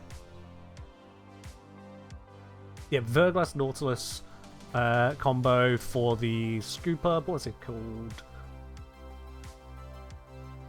I forget the name of the mod. It's a thing. It comes with Nautilus, you can't miss it. Cordon! That's the one, thank you, yes. You can use Cordon with that. And if you use one of the bond mods as well that resets cooldowns and have a whole bunch of status, and another bond mod which gives you additional damage types on your companion based on killing Xmas units, you kind of see how it snowballs. I did a whole video on this. I broke the game with it. D had to nerf a build I made because it was crashing Warframe. That's how you know it's good. That's just, oh yeah. Love the thumbnail on that one.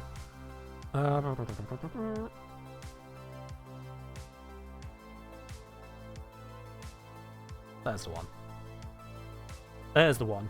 I could have found the exclamation mark command, but I wanted to see the thumbnail on my screen as well. So, at the very least, if you search the Kengineer Nautilus, it should bring it up on YouTube search if you just want to see the thumbnail itself. But quite literally, it was crashing the game. I don't know what else to tell you. We were too strong. When you think of all the things that D has nerfed or chosen not to nerf in Warframe, they jumped onto nerfing Verglass, Nautilus, Cordon, Contagious Bond combo because it was just that fucking good. So, Banshee.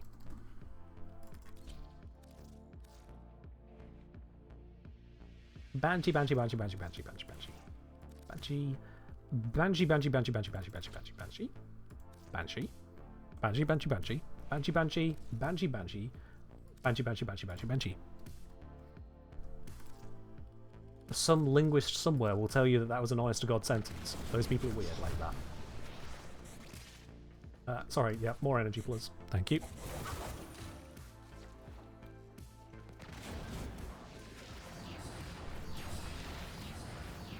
Oh shit, it's already dead. God! Dang it! Oi, you! Level 205 Babao Guardian Xmas. Here, take some sonar. Cool. How we doing? And it's dead. Those are 1.6 million damage ticks.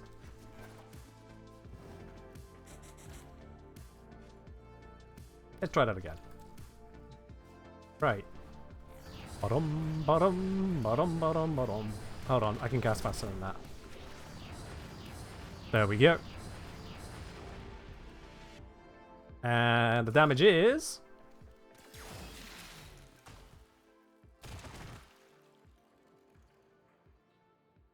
did anyone see the damage number? I didn't see a damage number. May think if that was a little bit weird, Death. Hold on. What if we spawn a bunch of them? Maybe we just need more. There we go.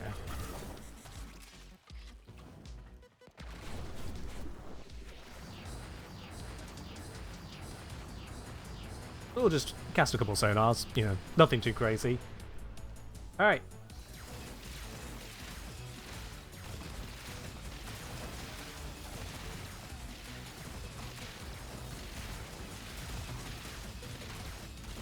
I promise my damage numbers are still on. They had to say numbers for me because we couldn't see them. So, there are a handful of enemies in the game where if you one-shot them, you never see a damage number. Only a handful. I'm not sure why. Anatomizers are one of them, Babaos are another. There are some enemies where if you hit them so hard that you one-shot them, you just do not see a damage number. And so in this case, Banshee Sonar Spam was so powerfully effective that Worm just one-shots them.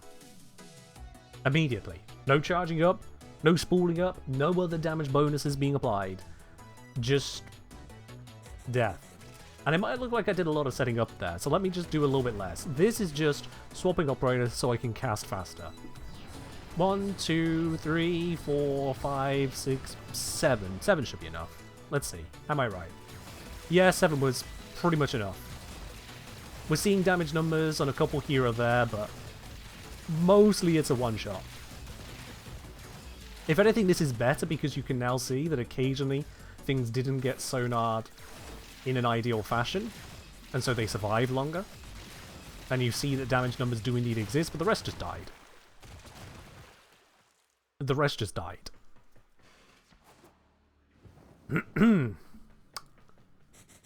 Banshee hard counters Babao. Literally hard counters them. And on the off chance you think I am exaggerating, for those of you who weren't here 1.5 hours ago, on the off chance you think I am exaggerating as to how Banshee hard counters them, this time I am going to go full setup.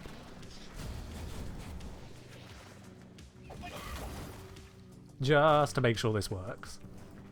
In fact, let's go full setup whilst I think about it.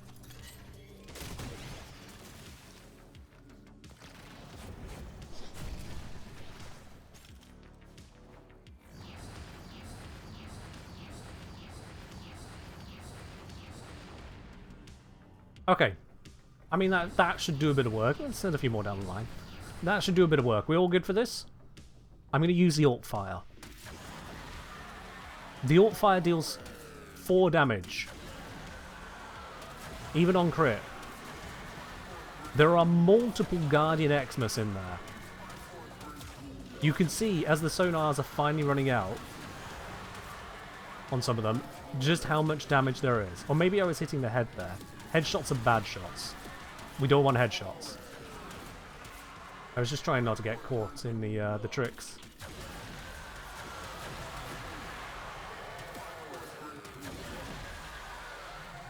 I'm gonna let the sonar fully run out. Oh, move back from it. I'm gonna let the sonar fully run out so you can see just how much damage there is. Alright, all sonars are run out. This is the actual damage of the Buzzlock. 4. Sometimes I hit a 9, but mostly it's a 4.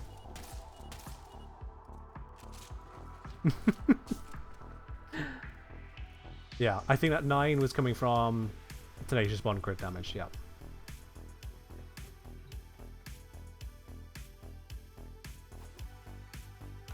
Shoot mushroom, strength buff you didn't know about. Arbocep hitting the Noko mushrooms is the same as Noko hitting the mushrooms with Spore Spring. So Arbocep specifically has an interaction to allow you to get the double strength buff out of it. So if I cast this here, you'll see on my buff bar, I've currently got 63% strength bonus coming from it.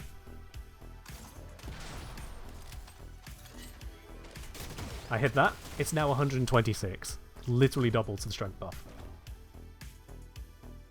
That's fun.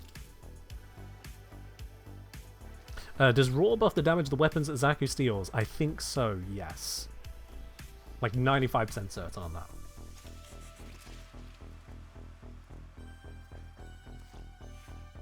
Now, this, all that I've gone through here, puts Banshee in a very awkward position. You see, Banshee is able to knock enemies around, including demolishers and acolytes, but when she knocks enemies around, except for knocking them into a pit, it mostly just serves to push them away long enough for them to stand up again. It can be a struggle to even get to them in time to do a ground finisher, because of how it works. But 25 base energy, that's not a lot of effectiveness. And yes, you can put on the Open for Armor Strip as well, which is up to 10 times damage against armored enemies. That sounds nice, but it is still pretty damn limited overall. You then have Sonar, which can either be no buff at all if you hit the wrong spot, or a pretty nice buff if you got some good strength and hit the right spot, or literally the most obscene thing you've probably seen in a while in this game.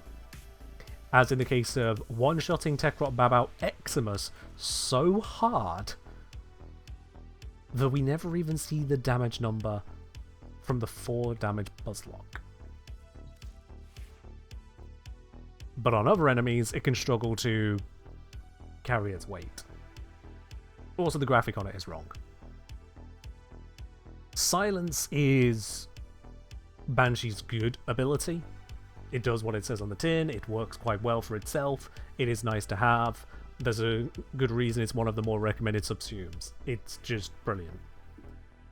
And then... Not you. There it is. Soundquake is... so many types of bad. But I do have answers to all these. So, when it comes to Sonic Boom, honestly, opening enemies to finishers for longer would be nice. Integrating the augment into the base ability would be really nice. Bringing down the cost of casting it would be a very big positive, I think. If the enemies stay down longer, hell, make the enemies stay down longer based on strength. The strength of the knockback, as it were, leaves them stunned on the ground for longer. That would be nice. But bringing down the cost is the biggest part of it. Because 25 energy at base is just too much for this. It's not that great when you consider various other 25 energy abilities that exist in the game today. The Force Perspective is 15. Shadow Graph is 25. Banshee's one is a little bit outdated on that regard. Sonar I'm going to come back to. Silence, honestly, just kind of works out the tin, so not too fussed on that side of things. It has a good combination with Gloom, so solid, just leave it as is. Soundquake. A Soundquake, if I were quite honest with you, I feel like there is one adjustment to it that could really make it fit her kit. And why I'm almost hitting on it here, saying they prefer if one was removed and replaced with a survivability tool. Soundquake should be the survivability tool. Is my honest take. Soundquake is in the right position to be that survivability tool. Let's defang my sentinel, show you exactly what I mean here. Because showing is better than telling in this kind of a circumstance. If we grab ourselves a grenade battle group unpaused, when we sit in the middle of this and we cast this, ignoring that for a moment, you see they're now CC'd. Unless they're an Xmas unit, they can't act. The problem is we can't act. There aren't really many abilities which lock you out of doing anything else whilst they're active. There's really just not that many of them. So, this one can be made. You cast it for 100 energy, not a drain. You cast it and it sets up that Soundquake zone. It creates the ongoing Soundquake and you walk away from it. You now have this zone where if a normal enemy is within it, they get staggered to hell and back. And if you want to cast a new one over there, alright, cast your next one. Oops, I didn't activate silence. If you wanted to still use this as a damaging ability, well, it would still have the damage as base, but the base damage is pathetic. If you wanted to use it as a damaging ability, then instead of tap casting it, I would make a hold cast. Hold cast would then do the maintained channeled effect like this, but with significantly more damage within line of sight. There's your trade-off. Much more powerful damage, to be worth holding yourself in position, but you are stuck to line of sight so that it's not overpowered. The entire reason Banshee got nerfed in years past. I'm not sure, but I believe you can't silence grenade throw. Oh yeah. You can silence grenade throws. You absolutely can silence grenade throws. Hold on. They come from the Lancers. So, if I'm all the way over here, they should throw a grenade at some point. And you'll notice then I'm going to try to. Now, silence has a very long duration on it, so let's go cancel that. If I hide over here, that should encourage grenades. Give it a second. Immediately grenade. There we go. We're going to let a few more grenades happen just to verify that they will continue to do that. There is another one. Hello, grenade! I am invulnerable, but we can still see this. Give it a few more seconds, we should get another grenade. There it is. Now, I'm hoping silence is going to reach that far. Yes, it can reach that far. So now we activate the silence. No grenades. They're just going to keep on trying to fight me. Naturally, if they do step just outside of my silence field, that's going to cause a problem, but mostly you'll see... Okay, there, that one was outside of it. I need to be close enough that they want to grenade me, but not so close that they prefer to shoot instead.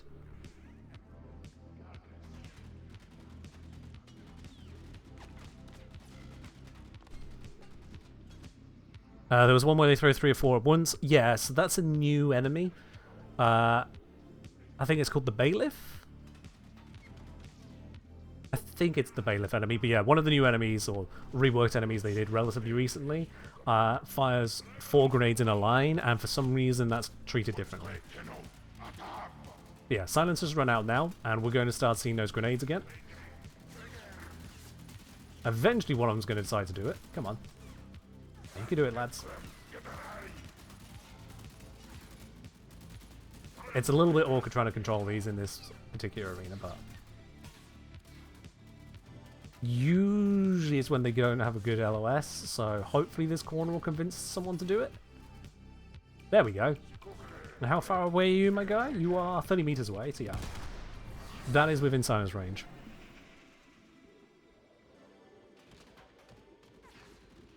So this should be...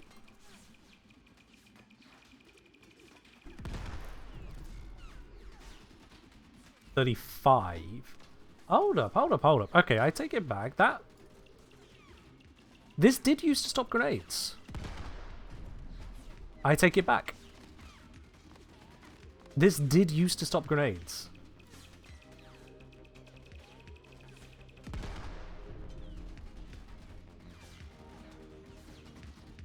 Okay. Something has changed. Duly noted. Maybe a simulacrum bug? Yeah, it gets really hard to tell with those. Do I ever use any of the other simulacrums for their terrain differences? Occasionally, yes, for their terrain differences, you're right. Not very often, because the ballroom is honestly just one of the best for general testing. Sanctum, it's nice for having the enemies a little closer to the podium. But the downside comes with the enemies are very bunched up there. And very bunched up enemies looks great for AoE effects, because it's cheating. If I pause the AI briefly on this one, you'll see the spacing here from this guy to this guy is basically nothing. That is... We could see the range meter on my scope here. If I stand right next to him... Yeah, it's 2 meters. So they are... That distance there is half the distance it is in the ballroom one. The ballroom, it'll be that spot to that spot for distance. And the reason that is so significant is that things like electric rocks, I believe they are I want to say a 3 meter radius? Hold on, I'm going to double check on Wiki real quick. Yep, 3 meter radius. So ballroom simulacrum, electric rock from him to him won't hit unless they're really big enemies.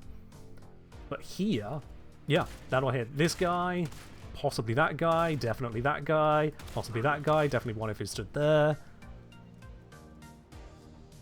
That's part of the reason you'll see a lot of people demonstrate AoE style tests here, is it's so compact. Enemies do not spawn this compact in almost any circumstance. You can get a little bit of a choke point for a handful of them, or group them with a grouping ability, but then you should be showing the grouping ability. This just doesn't normally happen. Not enough to be a fair comparison. Ballroom is still unlikely to have that many enemies in that kind of condensed focus, but not as mad as this. Blast hype is Lloyd's fault. Blast is an effective element if used correctly. Naturally, if the enemies are outside of blast range, it's doing nothing. Yeah, if used correctly, it can be great. Right, let's unpause the AI here. Have a look for grenade throws. We should get a bunch of them from... Where can I stand to convince them to do grenade throws? I think here? How far is it to that side? Should be in range, yeah. But I need them to be convinced into doing grenade throws. I might have spawned too many of them. Also, they're shooting well. Okay. Not the best setup.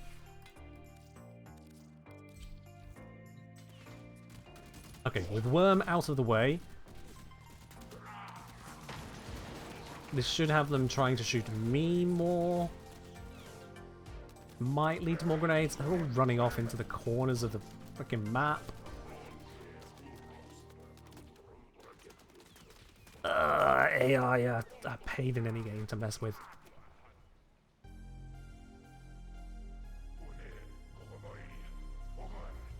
Well, now they've just given up. Oh, there we go. Finally, we get a grenade. One guy's even dropped down to soft alert.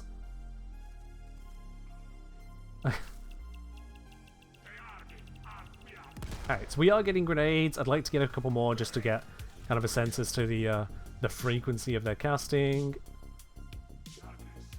Come on, guys. Easy pickings over here. Just throw a grenade.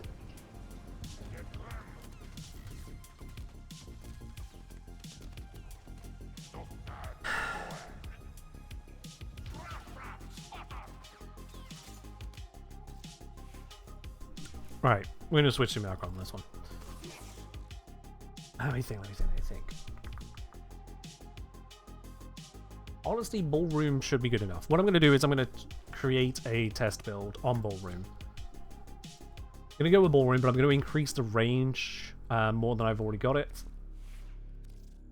Because let's see, I don't think this is a high range setup as it stands. 175? No. So if I go with this one, which is 250%, that range, 50 meters, that's going to cover the vast majority of the Ballroom now. So just use that one. But also let's limit it to just these 6 Lancers. So with the 6, this should lead to semi-frequent grenades, please. Yeah, there we go. If I just mark the back wall is 46 meters, so it's definitely within the 50 of silence. Again, just wanting to get an idea as to grenade frequency. Okay, they're all pushing up. That's unusual. That is really unusual. They don't usually all... Yep, 2 of them have gone back now. I've heard there is some weirdness with the AI recently, and... yeah, I believe it. I believe it. They don't usually act like this.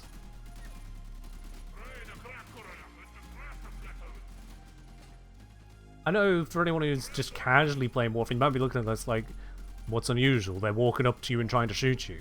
Like, yes, but not normally everyone come into the fray rather than sit back and use cover. So I was thinking to themselves, quite the opposite. This is a little bit too single-minded. They you can see they're still trying to maneuver to cover a little bit. They're spreading out because spacing is a good idea. He's got cover. We got a couple over here who are just kind of living their best life rather than trying to engage. But usually there's more grenades than this.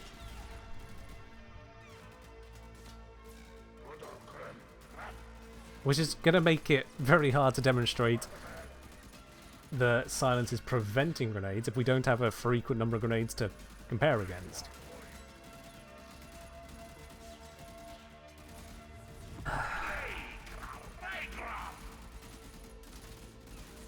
I quit.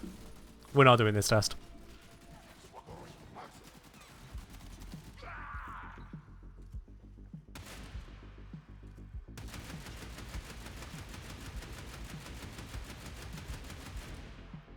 Yeah. Whatever. Alright. I'm gonna put that one on the back burner as maybe. It definitely stops grapples from the majority of units. It definitely turns off various abilities like with Xmas, Blitz Xmas, Arson Xmas, Energy Leech Xmas, all of their main abilities get disrupted. Silence will prevent the abilities of Acolyte, including Silence from Violence, so long as yours has a higher range and you get within range before you cast it. You get unable to cast it. Very nice. I could have sworn grenades were affected, and now I am 50-50 on that. Maybe it does, maybe it doesn't, I don't know. I'm actively learning less now. Remember I was saying, doesn't disable Toxin Warren from Tox Maximus? Yeah. So Silence doesn't turn off the majority of passives. If something has a passive effect, it's just always there, then it remains. But if they have to activate it, then that activated function is disabled and blocked by Silence. This is why grapples are affected, because they are an activated ability to grapple. It's why the Arctic Xmas domes, they are disabled because they are activated as well. But auras just sit there. And so the majority, not all, but the majority of auras do get disabled. It's a weird one. Welcome to the consistency of it. Nullifiers are immune? Yes, nullifier bubbles are not affected by abilities. That remains true as well. Thankfully, that's consistent. Although, I say thankfully. Does anyone actually like nullifiers? Does anyone ever see a nullifier unit and go, yes, this is the challenge I signed up for? What do you go? Oh, for God's sake. Here we go again. Shoot him down. Another hydrate? You know what? I've actually gone through all of my drinks because it is so hot today. So I'm going to go get some more water and be right back in just a second. Because we are on a nap break as well. One moment.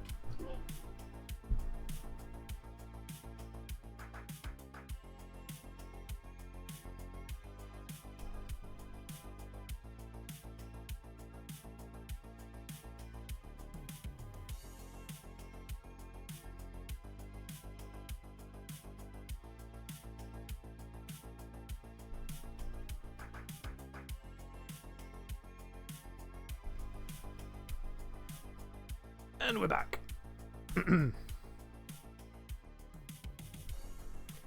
Can you silence a nullifier with its bubble popped so it can't get it back? No.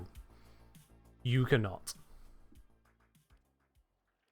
So as to demonstrate, we just grab ourselves a single nullifier. Corrupted one will do just fine. So we can see silence, not stopping at the moment. He did this stun, but bubble's still there. Let's get rid of the bubble without shooting the drone. You see, now we get this stun again. Bubble comes straight back. No bubble, stun again. And back.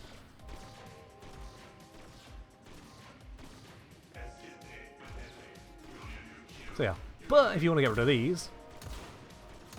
Okay, that's got a lot more hit points than I remember. Ta-da! And then, no bubble. You shoot the drone, the bubble's gone forever. Or you could just shoot the unit, and then the bubble's gone forever. That also works. Honestly, probably the way to go about it most times. Especially seeing as that drone took a lot of hits to take out. That was an unexpected number of hits needed. And it moves. There we go, that was a little bit better. Oh boy, that's, look away. So yeah, nullifiers do resist everything about silence.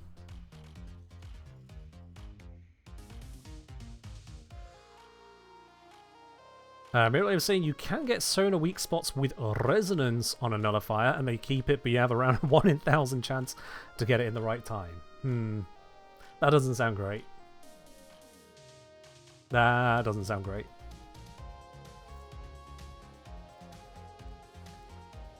So yeah. So with Banshee as she currently exists then, because I could talk about changes to Banshee, how Banshee could be made a more suitable frame for the modern era in whatever ways, but to be honest, I really don't like focusing on that kind of thing too much. I did put out the video most recently, which was about how melee arcanes can and should be changed, and it does seem that a lot of you enjoyed that video. That's a lot more views on that video than some of the recent ones, that's for certain. That is for certain, but again, if I keep talking futures, if I keep, not even futures, imagined futures, because I don't have any control over Warframe itself, if I talk imagined futures too much, we end up talking about a game that doesn't exist rather than a game that does exist, and that's not very fun to play. That's not very fun to play. So, I don't like focusing on that too much, certainly when it comes to video guides. It was a really good video. Thank you. I appreciate that. And thankfully, a lot of people had the same kind of sentiment. There were a couple of people who strongly disagreed for whatever reasons. Some more valid than others. But the majority I did notice were people actually very happy with the overall points that I raised there.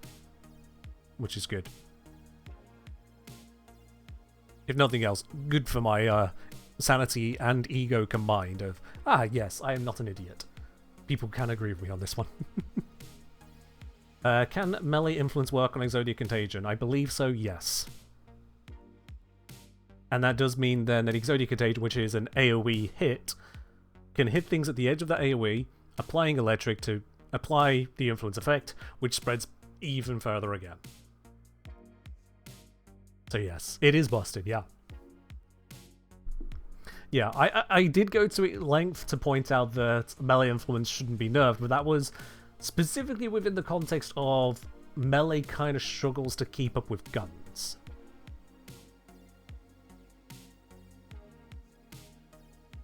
But yeah, it's not something I want to do too frequently, that kind of, here's what I would want changed. I've done a few videos like that, and whilst they do well, they are self-consuming.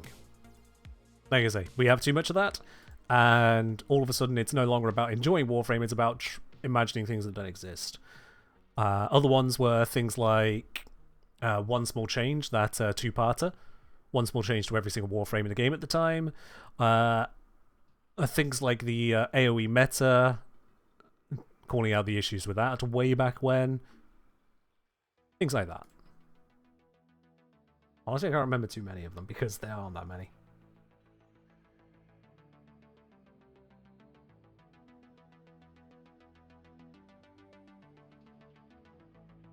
Melee strength drops the further you go. In terms of mission level, kind of.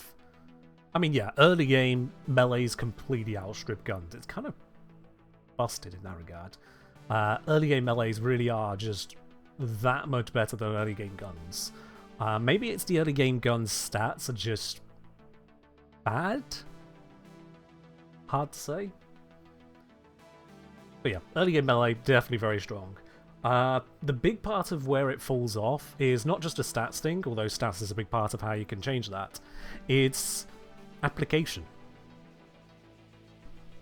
It is just straight up application. If there is an enemy here, well, my gun can shoot them and my melee can hit them. If there is an enemy there, well, my gun can shoot them at... Oh, excuse me, gotta... Ha! There we go, now I hit them. You know, oh, but Kengineer, you can move faster than that. Yeah, you can move like this, and wow! Well, the gun is that one, that one, that one, that one, that one, that one, that one, that one, that one, that one, and that one. Now hit all of those with melee in that same amount of time. Mark 1 Paris has some decent stats. I mean, the Paris. You get the Paris sooner than you get the Mark 1 Chocodika. Or you can pull them. Oh, yeah. You can work on grouping the enemies up to then deal with them. Which also works with just... that. The Paris is worse than the Mark 1, says Chalk. Interesting. Very, very interesting. That is a take. Let's see here. So, Chocodika absolutely loves that 5% higher status chance.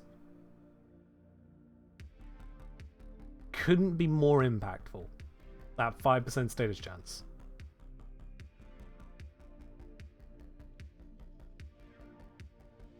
You thought the difference was more? Honestly, I have no idea what you were thinking. I'll be quite honest with you. Yeah. That... aside from the 5% status, which is weird, you know, why does the Mark 1 Paris have better status than the normal Paris? That D+. Aside from that, nah.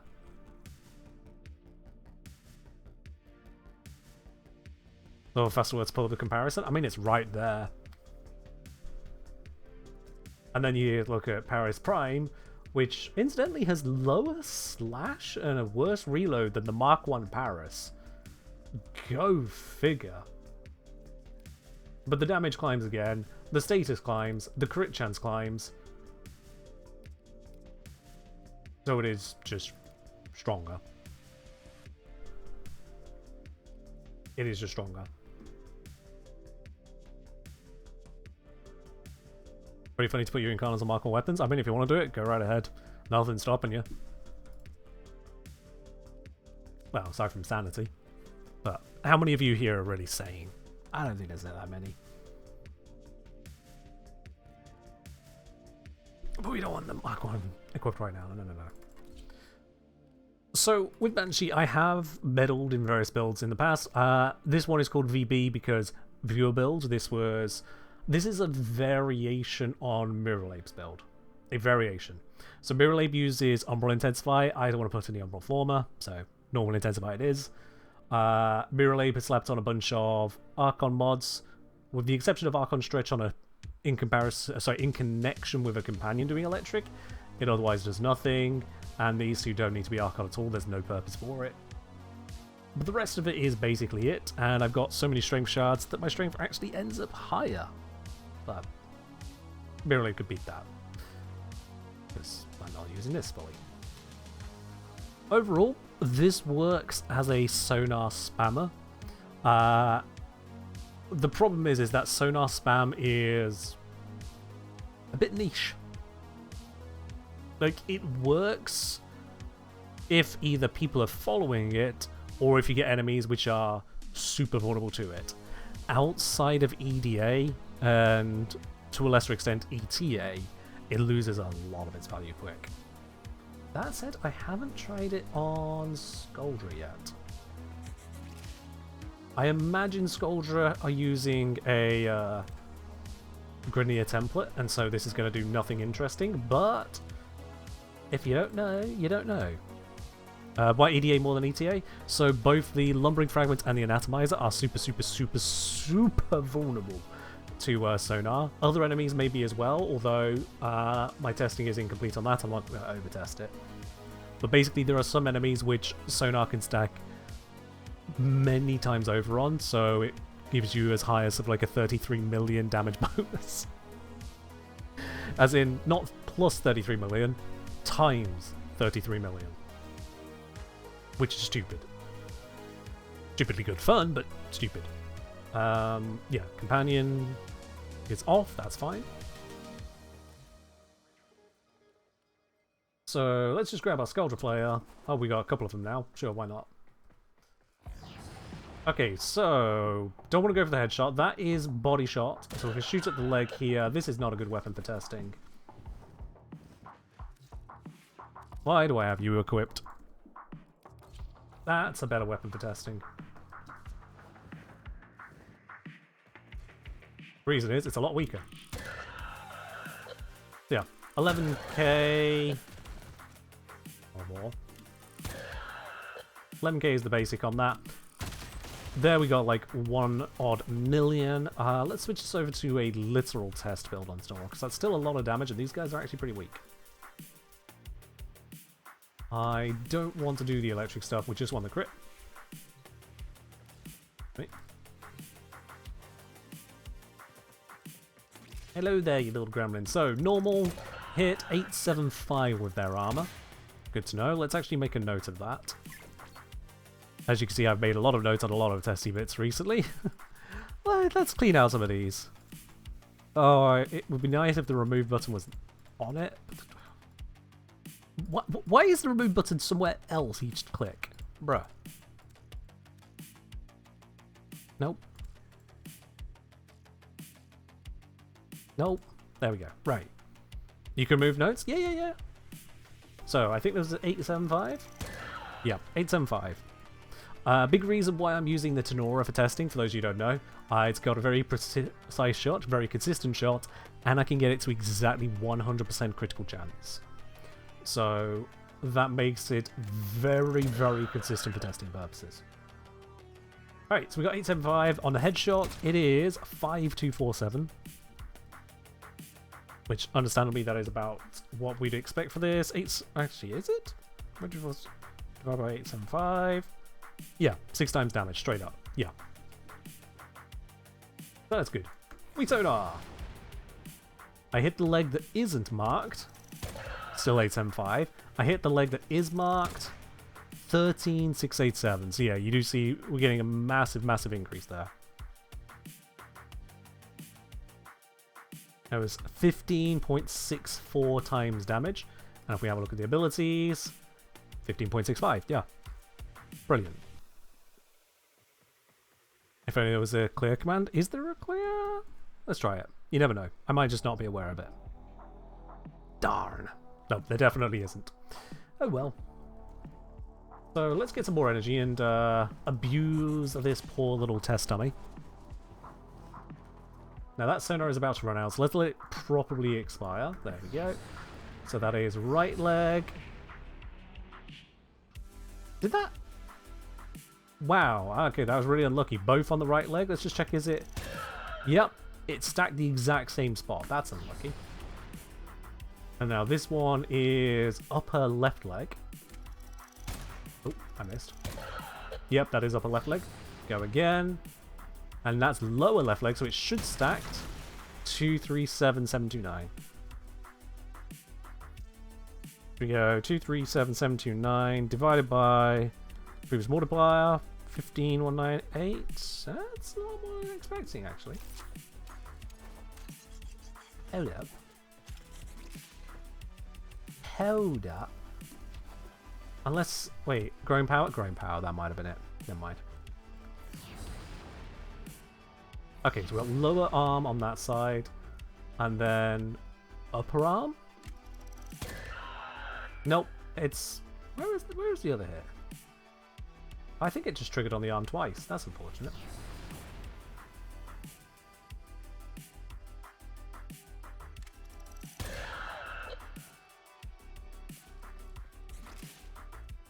Is there a spot on its back that triggered? No? Did I really get the same spot 3 times in a row?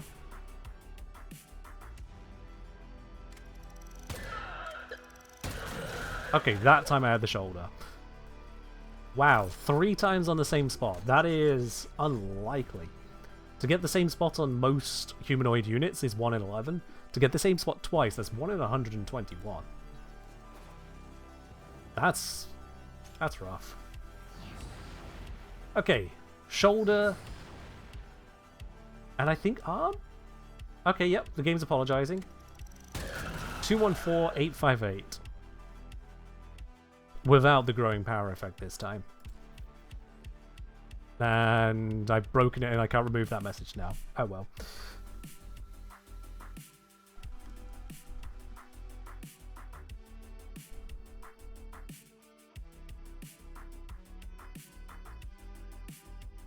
Now, oh yeah. If I divide that by 875, which was the previous body shot, and square root the answer, 15.67. Yeah, it's basically that. Good. So yes, indeed, it is double stacking on those units. They seem to be acting normally. I'm going to grab a few of these, just so I can sonar a bunch of them at once and just hit the one that's done the right thing. Do 2 sonars. So you've got... I think that is upper leg and... Yeah, just upper leg. Your upper arm, lower leg, lower arm, arm and leg. Yeah, so... all of those numbers looking as expected. That's good. Let's put another sonar out there. Any for the headshot? Nope, nope, nope, nope. Nope. I know that might look like the head has been benefited, but it has not. Still 5247.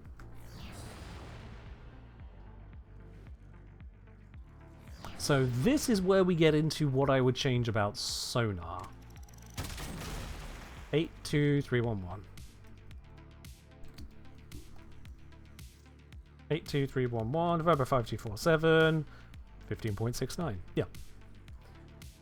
What I would change about sonar is 2 parts. One, I would like, honestly, the damage stacking to be more consistent, because it's funny and all seeing some enemies be bajillions of damage, but then to have others, especially on headshot, be so much worse off feels really bad.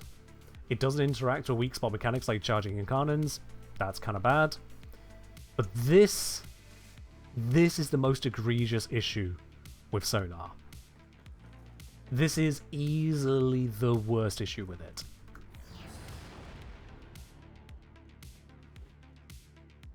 Where on this enemy have you got the damage bonus? And this one right here, is the damage bonus on their chest, head, arm, leg? Where should you shoot this enemy to hit that so-called weak spot? If you think it is the chest, wrong. If you think it is the head, wrong.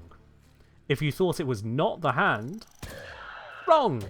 The hand was, in fact, part of that weak spot, despite not being highlighted. So the animation is not just large, it's just inaccurate. It's a radial pulse from a point that singular point where it's chosen, even though it's not a radial effect, it's a specific body part. So you've got the torso, you've got leg, arm down to hand, and likewise there, and head specifically. Milo saying, if you have a frozen enemy, the graphics from Frozen overlaps a weak spot sometimes. Oof. Yeah, that's rough.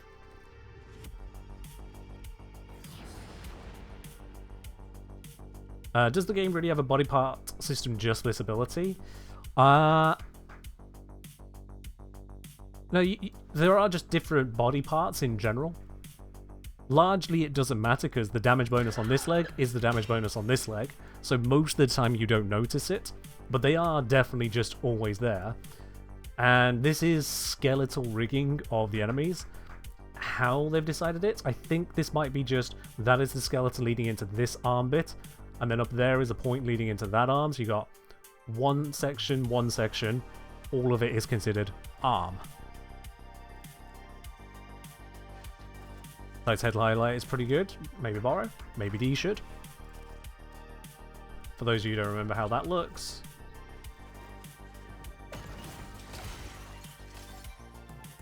I mean, you can't go wrong on that highlight. That is definitely head and only the head. You can see head is right there. In fact, if I shoot the back of it... Come on, this is gonna... Nope. There we go. That right there is neck, not head. Whereas that is head. Are there body part modifiers for anything other than the head? Yes. Very, very much so. Some enemies have reduced damage on non-head shots. Sorry, on parts of the body compared to body shots, as well as reduced compared to headshot. For example, if you shoot mowers in the camera, I believe that... Sorry, the gun. That deals less damage. A lot of people think it is a camera, but it is just the gun. The head is between the legs. I think for the Ancients, they have damage reduction on the back. So you don't want to shoot them in the back, you want to aim for the head. There's bits like that.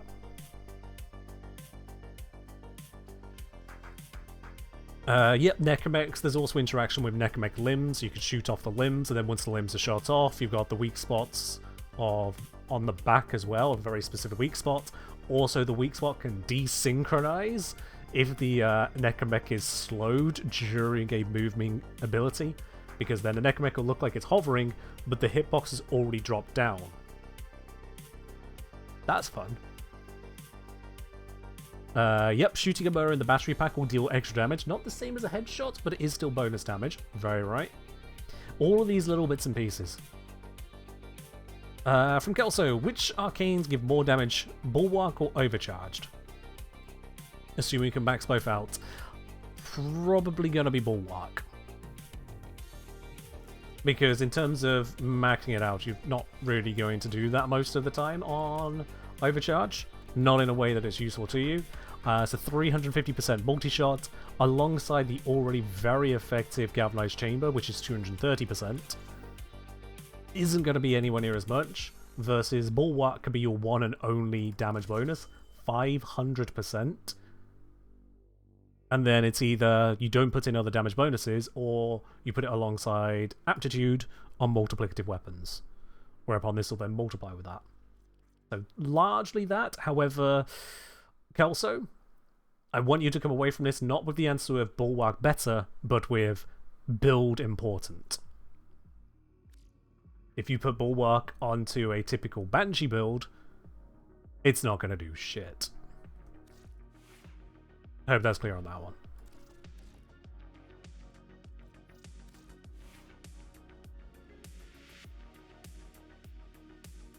Guru's saying Banshee must have ambiguat. Are you going for ambiguity? Just out of curiosity, Guruga.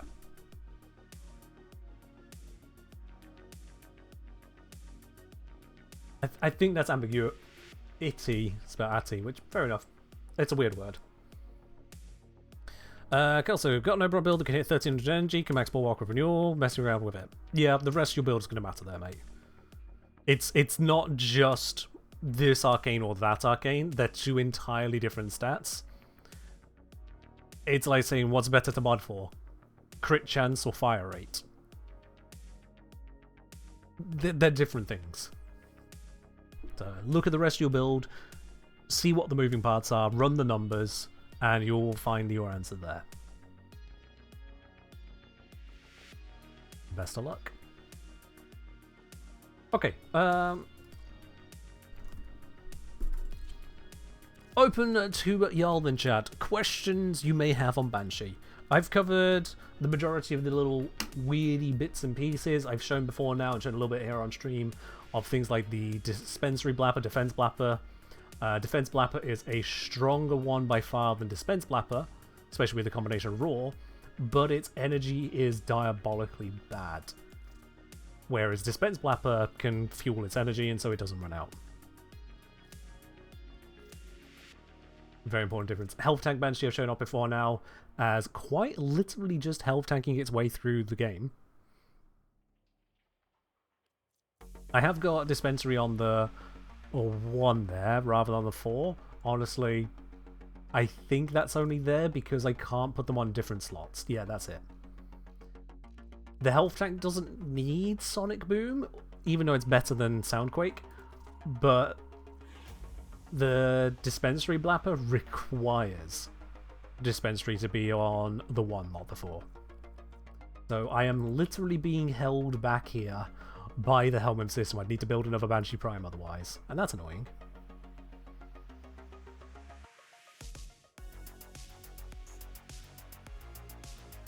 From Mirrorlabe, what is with her passive?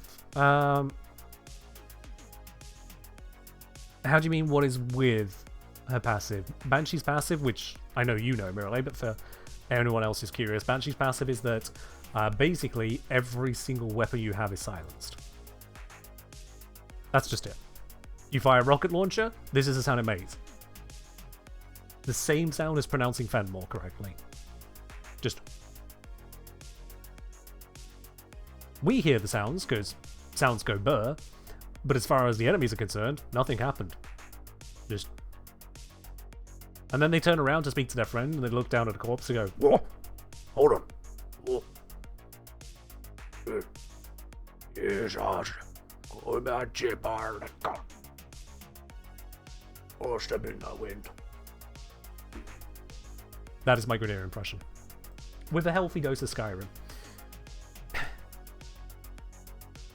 It occurs to me, by the way, I was thinking for Banshee's sake, is that you can make various Skyrim references for Banshee. The problem with Skyrim references at this point is that, didn't Skyrim come out in 2011? Which means there is a not insignificant portion of my viewers, both here on Twitch and over on YouTube, who ignore the age rating suggestions for Warframe, or maybe it's lower in your region. So, the Skyrim references are older than some of my viewers.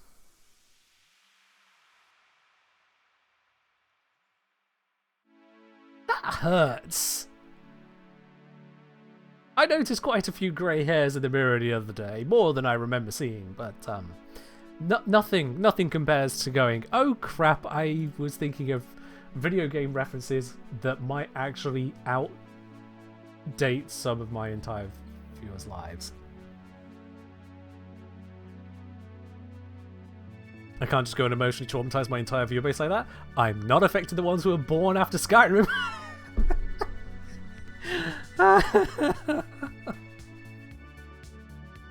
Yeah, Skyrim is almost old enough to vote in many countries. Where's the next Elder Scrolls? Not online, that doesn't count. Where is it? I love this release. People can't be that young. They would have missed everything. Yeah. When you realise that someone who is 20 years old, they're in their 20s, can be born in as late as 2006.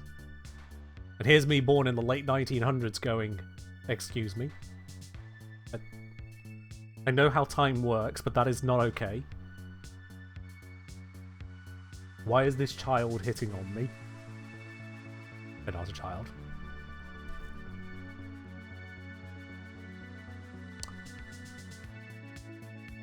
Yeah. I was born in the 1000s? Yep.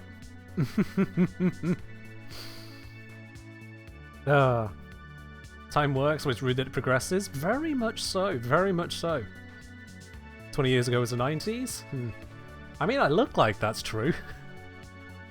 Yeah, how many of you honestly look at this face and go, oh yeah, that is definitely a man in his mid-30s, definitely. Wow, okay, mid-30s is stretching it. I'm only 32. Early 30s. But still, unless you called Miralabe, we've had this discussion before now, Miralabe, don't you bloody well dare. Yeah. Over that. Far too over that.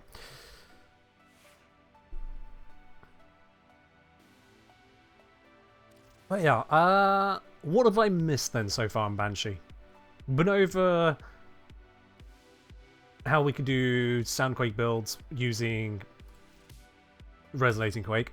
Been over the weaknesses of Soundquake normally. Still unlocking the enemies at the edge of your zone is a problem for a lot of people, and it just locks you in place and doesn't help you deal with Xmas units. I was just saying, no offense, we look like a fellow uni student. Honestly, that works for me, yeah.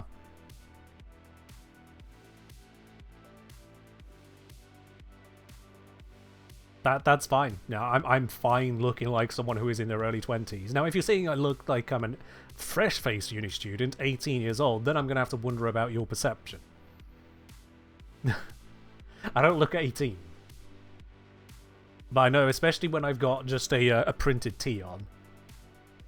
Yeah.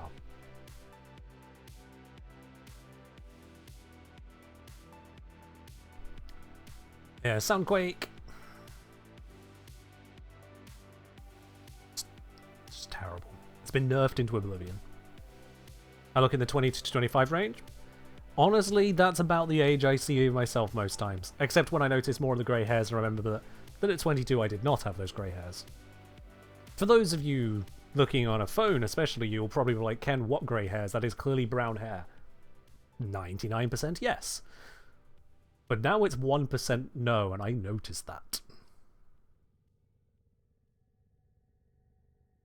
Twitch censored, you look like fellow.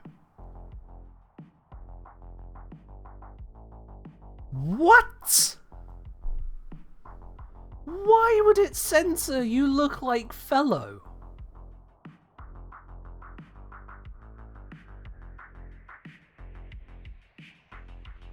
Huh? Hold on. Let's get some variants in here. Let's get some positive variants, for the first part of the test. Let's get some positive variants. You look like, and then some positive adjective. Come on, make me blush, make me smile. And more to the point, help test on this. From various users, let's see what gets filtered. You look like something positive. Because I think it's the you look like that might be affected here. In an attempt to preserve people's precious sensibilities, which, I'll be quite honest, if you're streaming you can't handle someone saying you look like in some reference, it's maybe not for you. Welcome to the public. Alright, so we've got a couple here. You look like Temu Josh Strife Hayes. Is that positive? I'm not sure it is. Temu is in that, so can we censor Alsu now? Okay, so those of you who have had to uncensor the original one, are these coming through censored as well? Because I don't have Twitch censorship on my chat feed, I just see what you guys are typing. All clean, no problems, okay. So now let's go with mildly negative. Mildly. Don't try to get banned here. But, like, you know, you look like you're tired, that sort of thing. Which, fun fact, was the first complaint someone ever sent into company headquarters at my first proper job. Yeah. The very first time I had to be pulled aside by the management team and told a complaint was submitted. Not directly to the store, but to HQ of the entire company. A customer complained that I looked tired and run down. And so the assistant manager had to take the time to deal with it, pulled me aside, explained a complaint had come through, what had been said. I was like, okay, well, that's a bit rough. It's like, he's checking, is everything okay at home? You okay with whatnot? I'm like, when did this even happen? Do we know anything about the interaction with the customer? They said, well, we do have the receipt because they needed to use that to say they were indeed a customer. Okay, so we brought up the transaction. I didn't remember the transaction, but it said on there the most obvious tell as to why I looked tired. Chat, the transaction happened at 8:01 in the morning.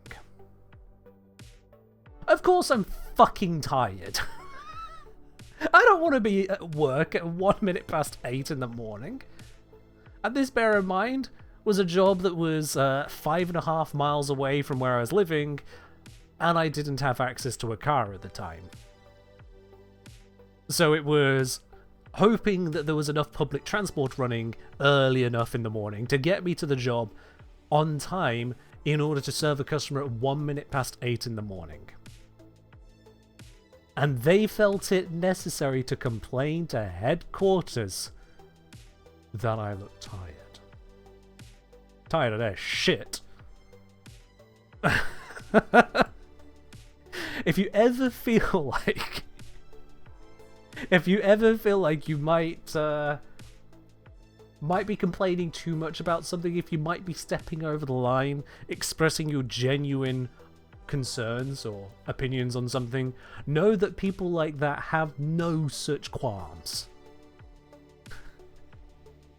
Speak your mind, because those people already are.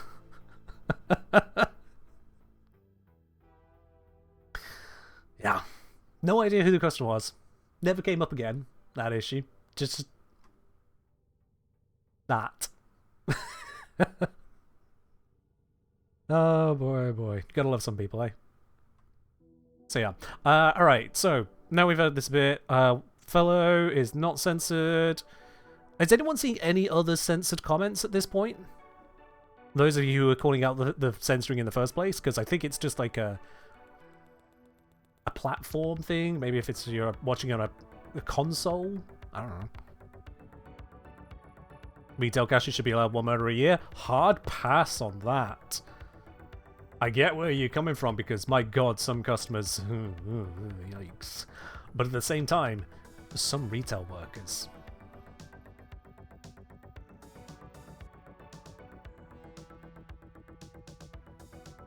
There are some people who I've worked with where I'm like, I know if you're given the ability to kill someone, you are not going to be choosing based on someone who's rightfully wronged you. Oh.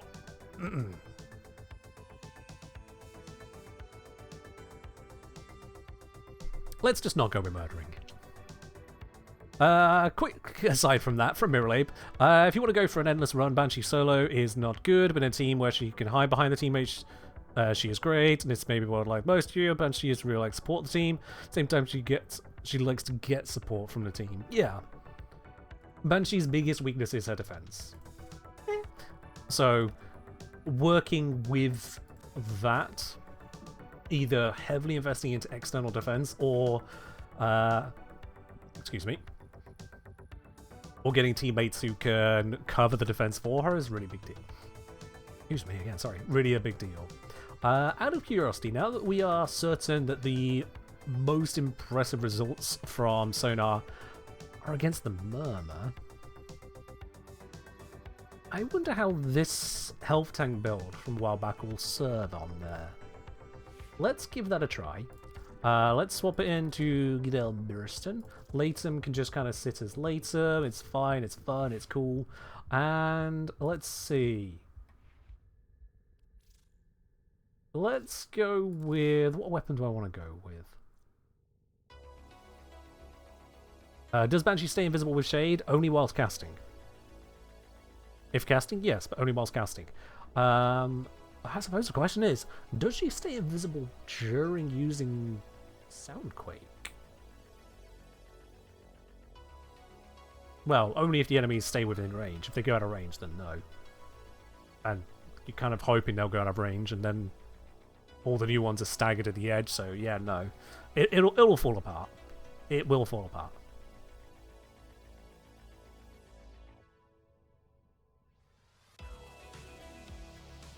Captain Calamity saying, counter story, I once submitted positive feedback about a guy in retail. They met me in the street, gave me a big hug, saying it meant a lot, and they even got a bonus. Ah, that is nice.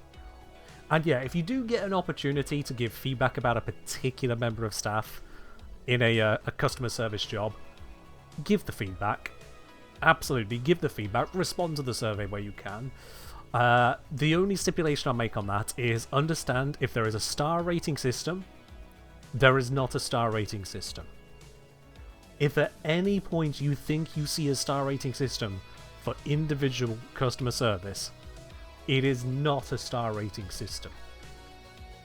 You might think the star rating system is 5 for they were perfect, or they were very good, 4 for they were good, 3 for okay, 2 for bad, 1 for terrible. You might think that's what it is, but it's not. What it actually is 5 was good, 4 was actually a little bit bad, 3 is terrible, 2 is diabolical, and 1 is I don't have another way to express that they should just cease to exist. If you ever in a position to give a customer service survey about a specific member of customer service or specific chain of people, it's either 5 or bad. There is no in between. This does vary a little bit from place to place. There are some places that aim for a score of 4 on average. So if you give them a 4, well, you haven't improved it for them, but you haven't made it worse. But bear in mind, you are still running counter to the people who will give them a 1 because they told me I can't get a refund on my 27-year-old socks. I hate them. Customer gave them a 1, so it's a 1. But other places, I've heard as the highest, which this is frankly diabolical, the highest I ever came across was a goal of 4.7 out of 5. They did not get their customer service bonus if they got 4.65 on average. If they got 4.4, they were getting a talking to as to, your customer service isn't up to scratch. And when you remember the kind of people who will prefer to respond to surveys are those who are upset. Wow. Wow. So if you get the opportunity to respond to a customer service survey where you could give a simple star rating, remember, it is only anything other than 5 if you find you need to complain about something. 4 is if you need to complain about something small. Lower, and it might as well just be 5, 4, and 1 if you need to complain about something big. Anything else, you treat it any other way, it's just not how it's designed.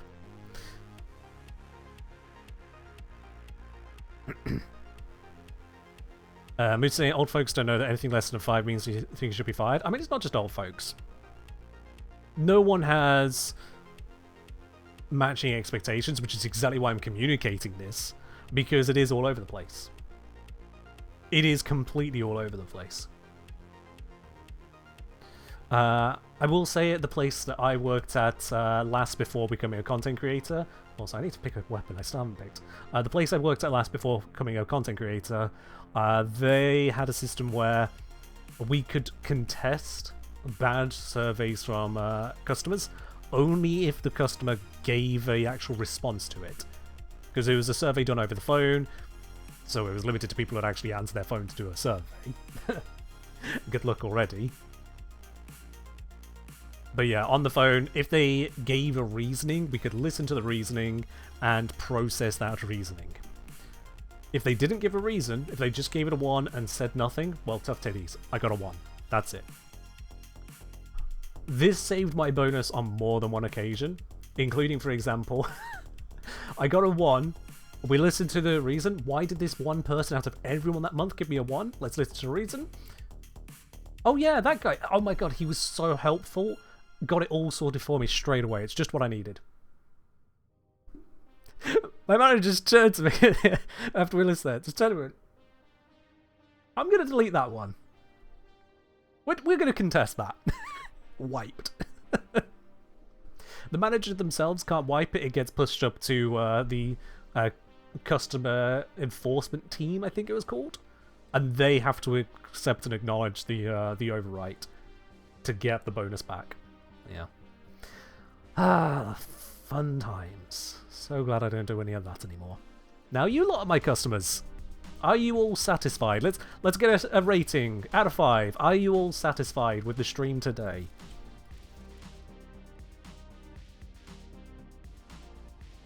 Ratings out of 5, please.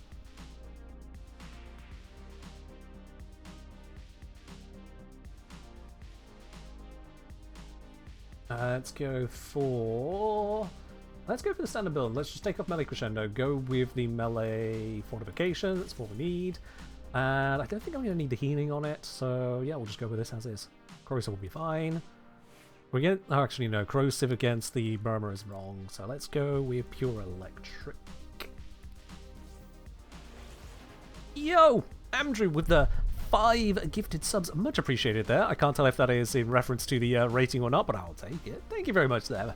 That's gone out to Vodairo, to Nalse, to Knights9, to Psycho666, and to Ngao. Thank you very much there, Andrew. Much appreciated. Oh, I got a 2 for looking tired. Oh no! No! Let's see, so what have we got then? We got 5, 5, 5. Not a number, but I'm assuming a 5. 1.253678. We'll round that to 1. 5, 2, 5, 5, 2, 5, 5, 5, 5, 3, 5. Other numbers that don't qualify. Yeah, 4.9s get rounded to 5, so thanks for that. High out of E points.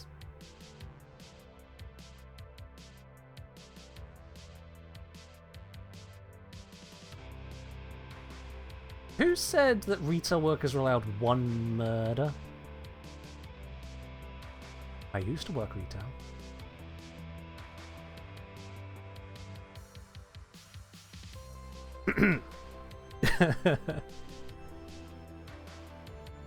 Alright. 1 star because he's number 1? God damn it. Yeah. Other ones, 1 out of 5 that I got from various stupid surveys, including things like, oh yeah, the thing that I purchased, I didn't want it. Like, well, why did you purchase it then? That's not my fault. That's nothing to do with me. Or they complained about someone else later in the chain. It's like, well, that's nothing to do with me. You asked about me. Bruh. People feel like that. And then there were some people who were rightfully upset. You know, maybe I'd get a little bit snippy when they pull out the line, "Do you know who I am?" And so I read out the name of the profile I had up in front of me because they gave me their name to open their profile. I was never going to get anything other than a 1 on that one. I was never going to get anything other than a 1. But like that one was just such a lost cause. Yeah. The British sarcasm build up in those moments are too hard to resist. Very true. Very true. For those of you who don't know, the previous job was in a call center, so when you literally have someone calling in, they can't get physical, so all they could do is shout. They decide they don't like being told just normal operating policy, and to throw out the line, "Do you know who I am?" calling into a call center for a business that works for basically everyone of every echelon of the country. Do you know who I am? I just like... Oh dear. Claim my Nightwave rewards? No. Alright, let's head on into... Where is it? There it is. Let's go there. Let's go to... Where is it? Where is it? Where is it? Where is it? Where is it? Where is it? It's the last one I look at. There we are.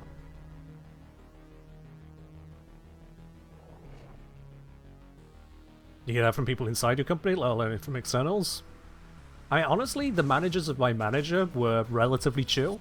Although I say that, I was in the fortunate position to have been selected for a corporate focus group, whereupon they wanted myself and a couple others to basically review what the company was looking to implement. That didn't give me anything. Okay, there we go. And when I say looking what the company was going to implement, I mean like in terms of policy, the customer service we're going to have to face, script writing, basically anything that was going to be handed down to us grunts. What they wanted was for myself and a few others to review that and point out any issues that we could see along the lines. Including a couple times we pointed out, we can't say this would break the law. Alright, are you certain about that? Yes, that's why you asked us. They took it back to legal. We didn't hear of it again, because of course legal told them, no, yeah, they're right, that's illegal. You can't do that. Not everyone knows the law about everything. Sometimes you gotta let the bigwigs know. That's... But yeah, so I was in a pretty fortunate position there.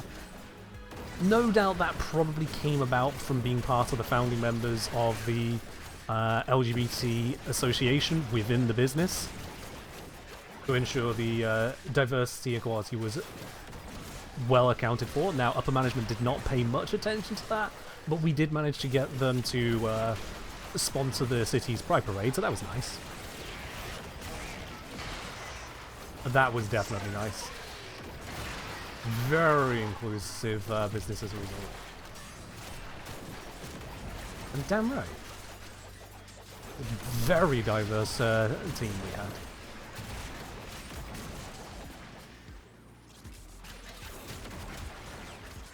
Oh yeah. Giving call center staff no relay from your profile, it's never a good idea to antagonize them. Again, we're not gonna do anything of the sort with it. We don't really care, is the point. It's just when someone decides to act like they are more important than ourselves, let alone everyone else we're speaking to, you're gonna get the textbook and nothing else. If there is a hoop that we could jump through at our own expense, we're not gonna jump through that hoop for ourselves. Moreover, if there is a stupid corporate line that the company wants you to follow, and someone's being arsey, they're gonna find out that this call is going to be perfectly by the line. Every extra upsell they want you to mention, oh, it's gonna be mentioned. Every criteria that must be adhered to, it's gonna be adhered to. If the correct process is to send you through a 20-minute call queue wait, but the simple process will be to spend 1 minute fixing it myself, oh, I'm sorry, I'm following the correct process now. Oops, my bad. Shunned him in a dick. And the best bit with malicious compliance like that is that the customer doesn't actually know that you could have done it a different way. So they can't complain about you disadvantaging them by sending them through the policy as it is. If they end up complaining about it and the complaint gets back, the complaint will just go, staff member did their job correctly, how dare they? And the complaint will be nullified. So, yeah, don't fuck with service people. Just in general, but especially if you're that selfish that it requires justification, understand that service people will know how to fuck back. And we're waiting for an excuse.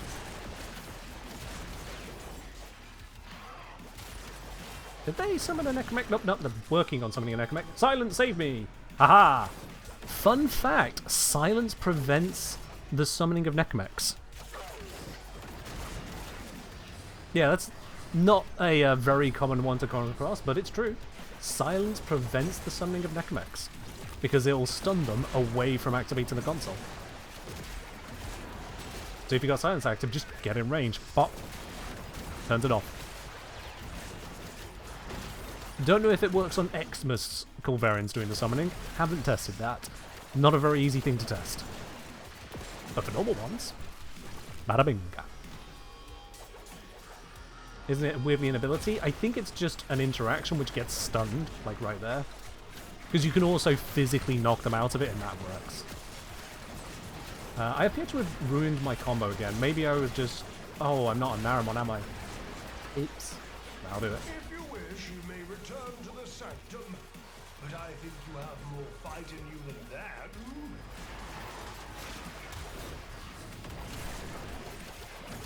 Just make sure those Jade Beams don't happen again. I realised my silence had dropped. Your mum works for the call centre. The swim customer to customer she gets is strange to hear. Yeah. Yeah, I worked for that company for about 2 years, so I saw and heard a lot. I was involved in not just the call taking, customer service, like I say, with the focus team, with the diversity team. I was involved with the training team, and in fact the training team kept asking for me. That was very nice. What is that? More time speaking with people who really want to learn how to do this job because the pay is actually pretty decent. Rather than having to deal with customers all the time. Hell yeah, I'm down for that. Sweet. That was always a positive gig. I was at every time that popped up was like, get available. You bet I am. Manager will sign me off immediately for that. Serious. How does corrosive work? Does it only give 1 stack, remove 26% armor, or can you get more than 1 stack? Corrosive on players. That's a very good question to which I don't have a good answer, I'll be honest with you.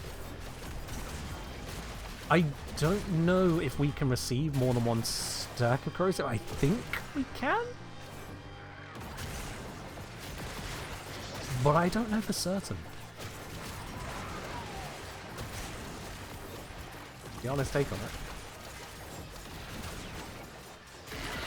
Let's put some more sonos out. I don't have a very good energy income with this build. I might need to find a way to get equilibrium in here because I get a lot more energy from those health orbs if I had that. I realise I'm also not using a synth deconstruct companion. So this is far from an optimized setup, and it's still... I mean, the live support's 100%. Near enough. Anyone seeing any weakness in the armor, even with the corrosive that I keep on walking through? I got the mobility, because I'm just moving around like a madman. I got the silence up. Granted, the armor from melee would not work for primary and secondary, because they can't use fortification. How can you stop clones or ghosts of enemies from summoning things? Maybe there's a hex upgrade, made to summon ghosts and stuff, made to summon reinforcements. Oh, I had that with Necros, where my Necros summons turned around and summoned a Necromech.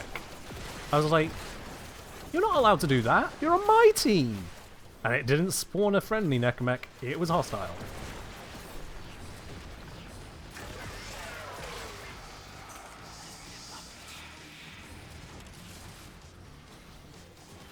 Oh, no, no, no. I've got an Acolyte. I don't need you as well.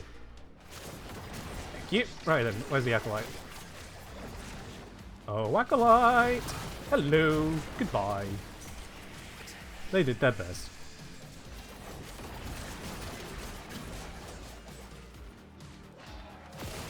Alright, take care, Calamity. Catch you in the next one. That said, if you can stick around for a few minutes, I'll be coming out of this mission at 10, and then we'll be doing, with a giveaway. So if you've got 5 minutes in you, stick around for that.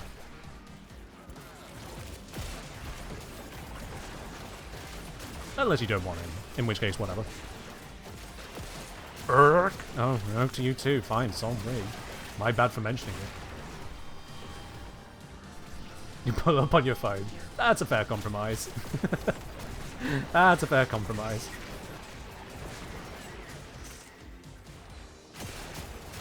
You watch, if you win it now, there's going to be so many upsetty people that I mentioned that for you.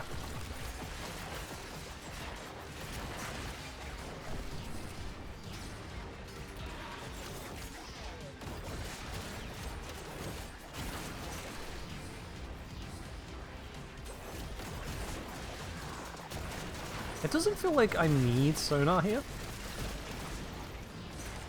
Like, yeah, I do more damage, but it of them strong. Do I need the more damage from sonar? Okay, fun fact. I activated silence there. It did not stop the Xmas from summoning. I had to keep stabbing it. So, there we go. Xmas are not stopped from summoning by silence. Despite it turning off abilities, it is entirely the stun which is stopping them. Well, that was surprisingly easy to test. Alright, we're at 10 minutes, let's get out. That worked out pretty much perfectly.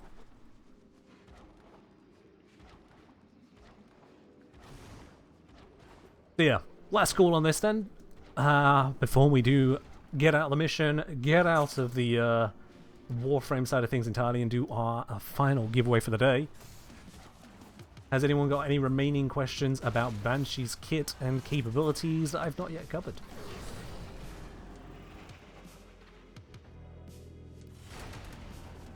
Is there anything left on that? Ooh, 46 Stellar, not bad. Not bad on the Stellar. Come, come. We have much to accomplish. Alright. Let's get this loaded up then. Whole bunch of pings, I will deal with that later. Let's get this loaded up onto here. We of course don't need the background music right now because we're going to have the giveaway arena. Let's get that loaded up. And there it is, with timer. I'm ahead of you on that, but thank you for the reminder anyway. Let's open up the drawer and move my face out of the way there. Exclamation mark enter in the chat for a chance to win 75 plat. This plat is direct from DE, so it means it will go straight into your inbox if you are indeed the winner, as long as we have your details as to where to send it. Exclamation mark enter for a chance to win that 75 plat. Let's see, we go from Clemency. Assume you don't believe outside their sonar highlights getting retouch rework isn't needed. There is some retouching needed on Banshee in pretty much every part of her kit. Silence is fine, but that's about it. Do I plan on putting out a Banshee video covering things? Yes, I am going to be covering Banshee in my next video. Miralabe kept on complaining about the lack of Banshee video, and I finally relented. Yeah. See, there we go again. Miralabe with the exclamation mark Banshee, trying to get the link for a video that doesn't exist yet. I will fix that, and then you're immediately going to change the frame and the video will fall out of date. You're welcome. Last minute, exclamation mark enter into the chat for a chance to win the 75 plat. If you're not in it, you can't win it. It is really as simple as that. And hey, I mean, do you want to miss out on platinum? Is there a Zaku vid? Well, I mean, you just called the link for it, so yeah.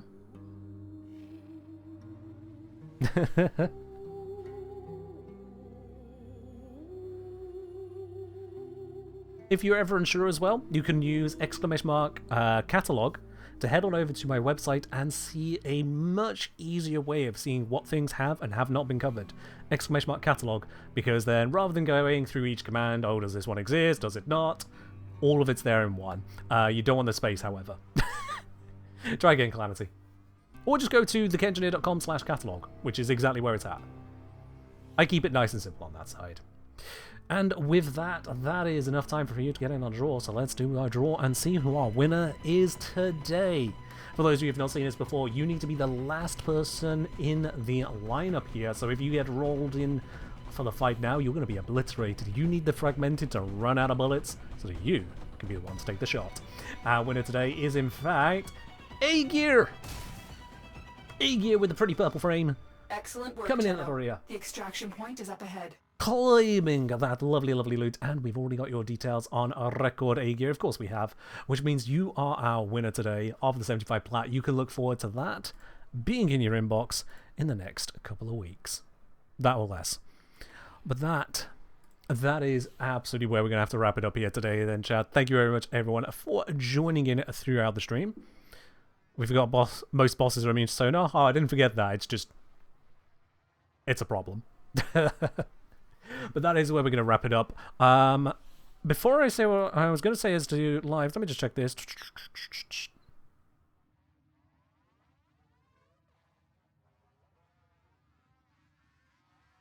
Yep.